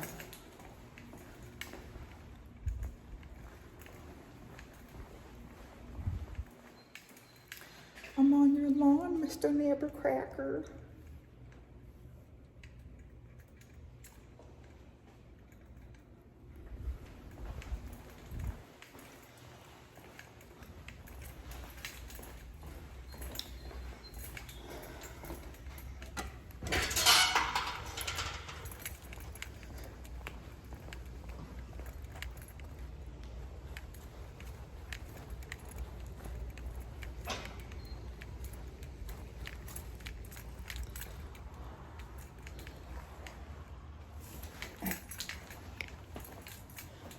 Bye, Marge. If the world was ending, I want to be next to you. Yeah, big up to that. All right, bye. Love you.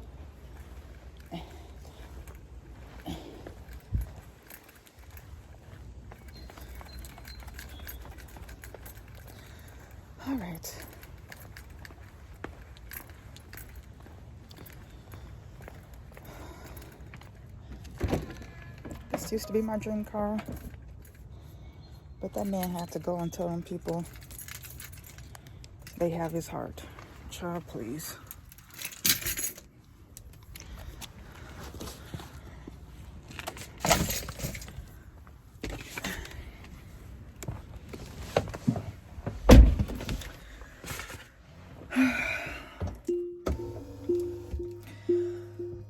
All right, y'all. We're headed to the airport. Ah! Okay. I'm gonna call you back when I get there. Okay, bye.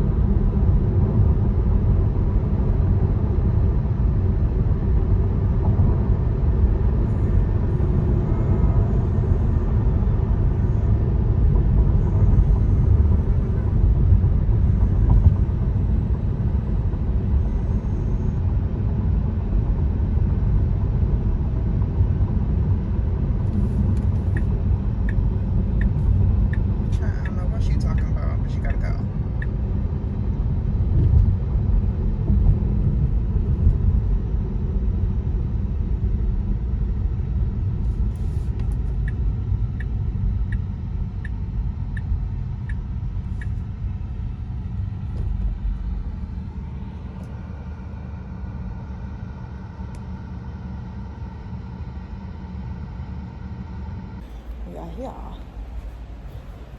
This is where we parked. Okay.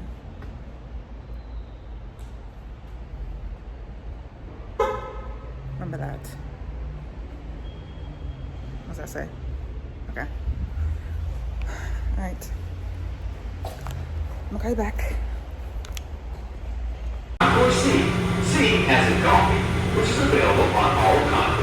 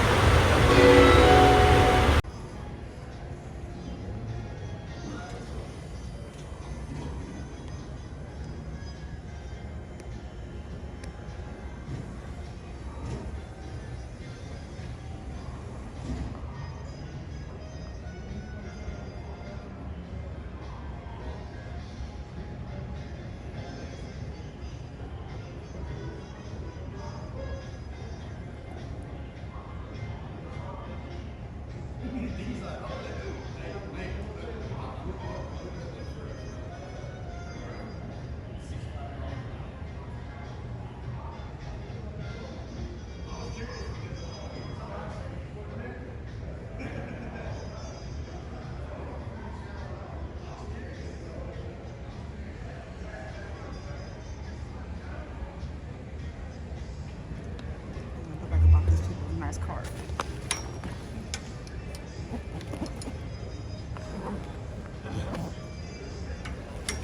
All right.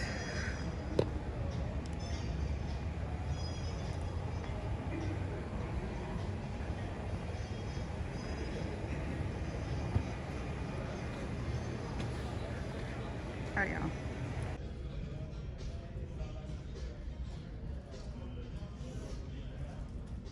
And remaining seated until your zone has been called up for boarding.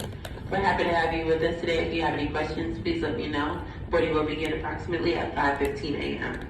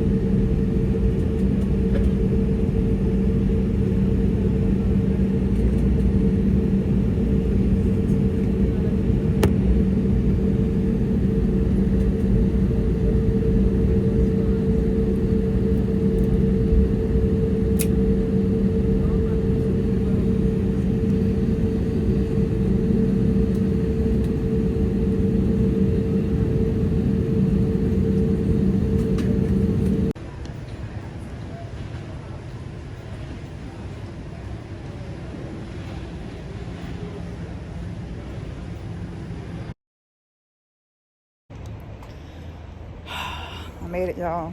Traumatized, but made it. And guess what? It's 1 p.m. on Tuesday, 71 degrees. I just got a visa, and the visa just got me. Ooh. Ooh. Child. Yeah, hold on, let me get you closer. Let me get you closer, get you closer, get you closer.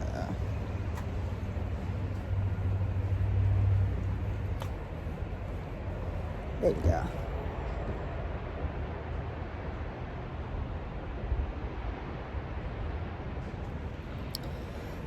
Oh, child. My appointment was at 8:30, and I am leaving at 1:30. Now, since I have a little time while I wait for my Uber, I can tell you guys about the trauma that I endured. One, she was not trying to give it to me. She was not trying to give me the visa at all. She tried to tell me that I didn't make enough. And I was like, lady, I just filed my taxes. And it said X amount. So you're going to try again on that one. Then she was like, I don't see enough deposits in here because I work for myself, right? She was like, I don't see enough deposits in here. So I was like, I'll highlight them. And then she told me to go sit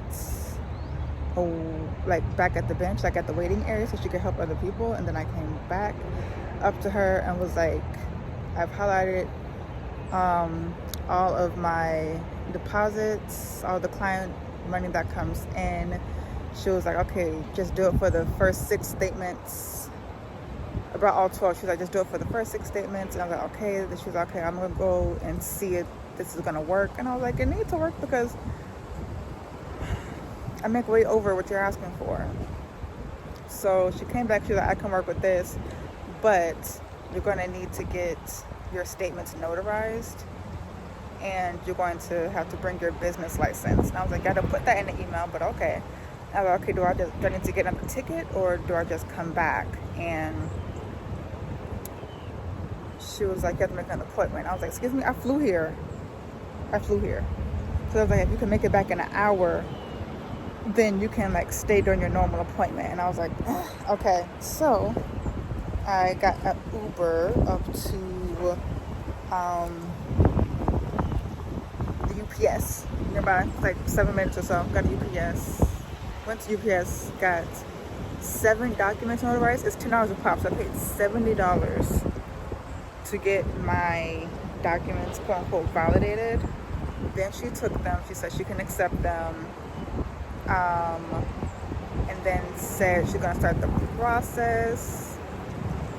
That was like at 11. At 1:30, she came back with my stuff. So what I will say is, sometimes I feel like people are giving you the runaround. Sometimes it feels like people are like not trying to help you for real, and you just gotta stand firm. Because she also tried to give me a letter that says that you can't come to this consulate if you don't live here. And they don't accept appointments from people who don't live here and all that other stuff. You just gotta advocate for yourself, because otherwise I would have flew here for nothing and I would have left empty-handed. But I wasn't trying to have that, because I was like, I can show you my tax return, like, make the money. So we in here, y'all. I'll talk to you when I make it back to the crib. I'll call you back. All right, bye. If I can get past this dude's head, that would be great. There we go.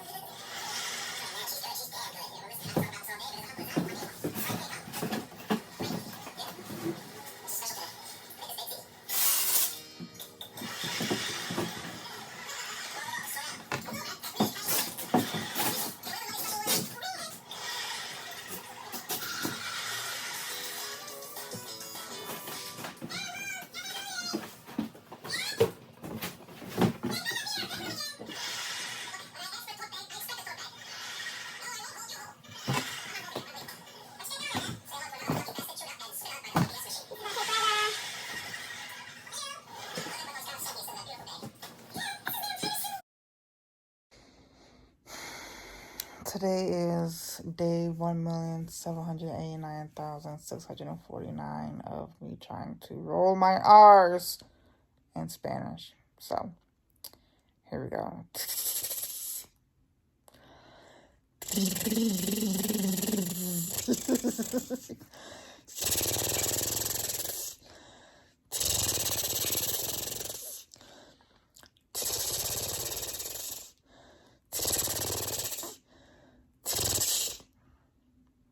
I'm lightheaded. So I can get a little bit, but that's like a part of my tongue.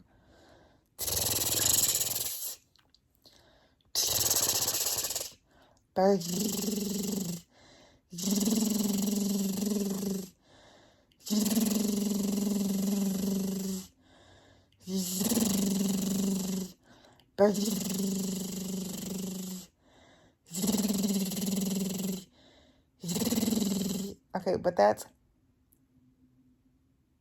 here.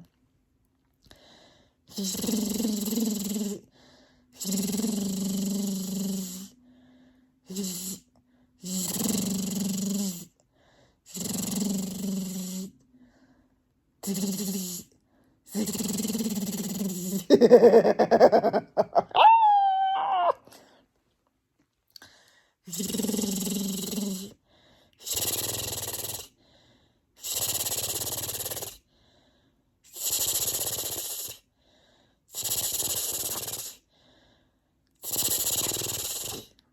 child. And she does.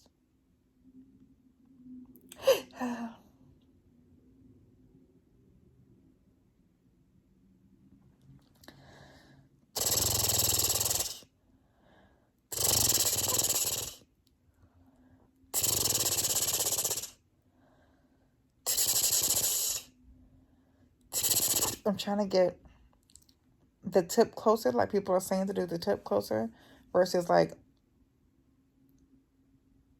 I'm trying to get, but I'm not gonna work like that apparently. Child. Pedro, Pedro, Pedro, Serra, Serra, Serra, Serra, Pero, Per.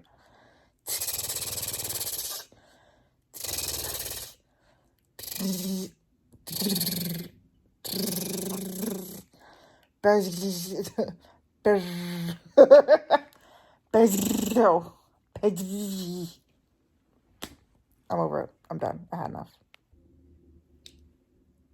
And again, the reason why I'm laying down doing this is because they say that it's easier to trill if you're laying down. So,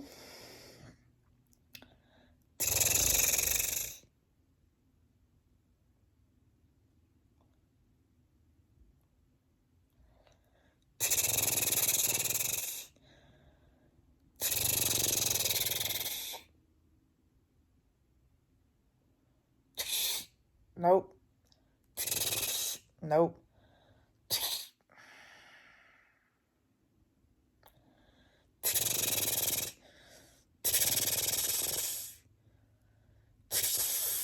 Nope.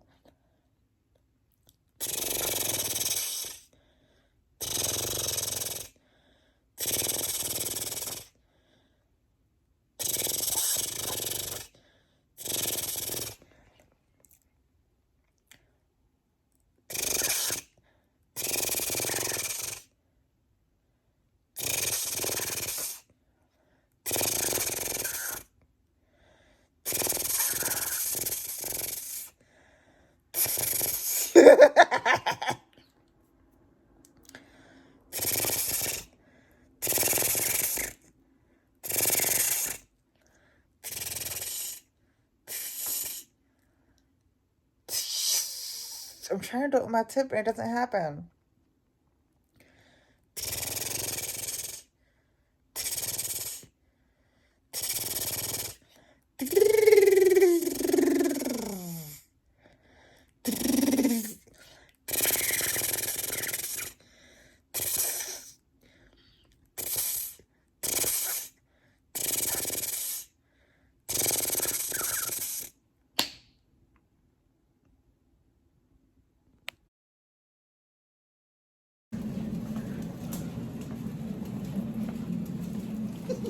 Human cargo.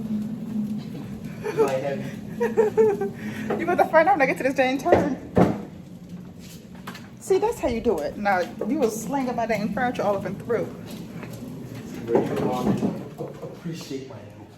And don't. Come back and all my stuff gone. Were these lights on last time? Oh no, they turn on, but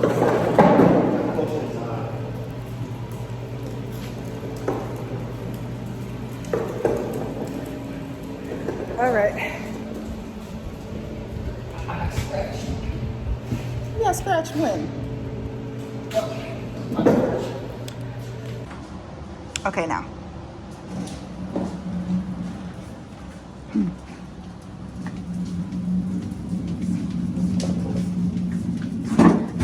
But what is with all the drifting? my bad.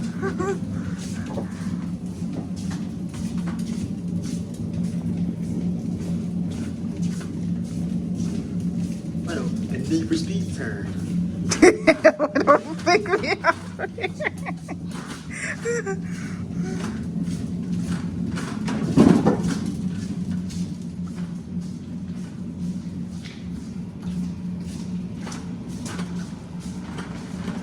that?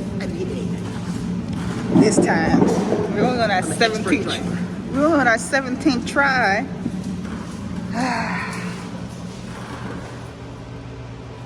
Wait.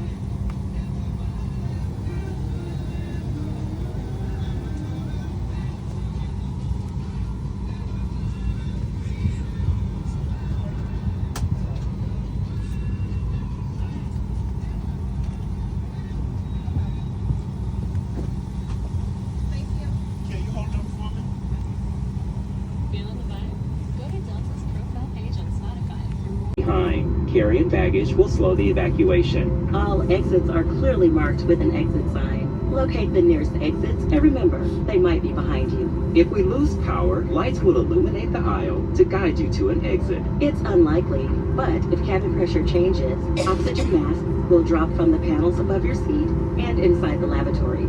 Reach up and pull a mask down to start the flow of oxygen. Remove any face covering and place the mask over your nose and mouth. Flip the elastic strap over your head and adjust the mask if necessary. Breathe normally and note that oxygen is flowing, so don't worry if the bag doesn't inflate. Be sure to adjust your own mask before helping others. A water evacuation is also unlikely, but just in case, life vests are in a compartment beneath or adjacent to your seat. To use, remove the vest from the container by pulling on the tab and then opening the pouch. Slip the vest over your head, wrap the strap around your waist, attach it to the buckle in front, and adjust securely around your waist. As you leave the plane, inflate the vest by pulling down on the red tab at the bottom or manually inflate it by blowing into the tube at shoulder level. A water-activated light is attached to each vest. For children under 35 pounds, place the vest around their waist and secure the strap between the legs. See your safety card for more information. Additional life vests for in-lap children are in a marked compartment at the front of the plane. We'll distribute these vests if necessary. Now, before we take off, bring your seat to its upright position, stow your tray table, and lower your headrest. Be sure you fasten your seatbelt low and tight across your lap. Secure your carry-on items and put your armrests at resting position. Finally, take a moment to review the safety information card in your seat pocket. As we finish our safety check, please let us know if you have any questions. As we get ready for takeoff, please settle in. And from all of our crew, thank you for flying with Delta.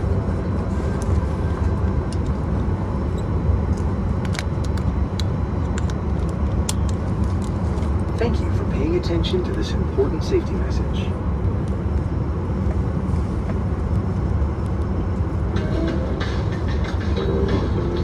Time for a little entertainment. Now, how do I connect to the free Wi-Fi? Oh, Let your captain guide you to a new discovery. The universe of fast, free Delta Sync Wi-Fi. If you're already a SkyMiles member, all you have to do is choose the DeltaWiFi.com network and sign in with your SkyMiles account. The seatback card tells you all you need to know. okay. Once connected, SkyMiles members like you will unlock a world of entertainment, travel tips, and more. Log on and prosper. Let's live long and prosper, like this. You betcha.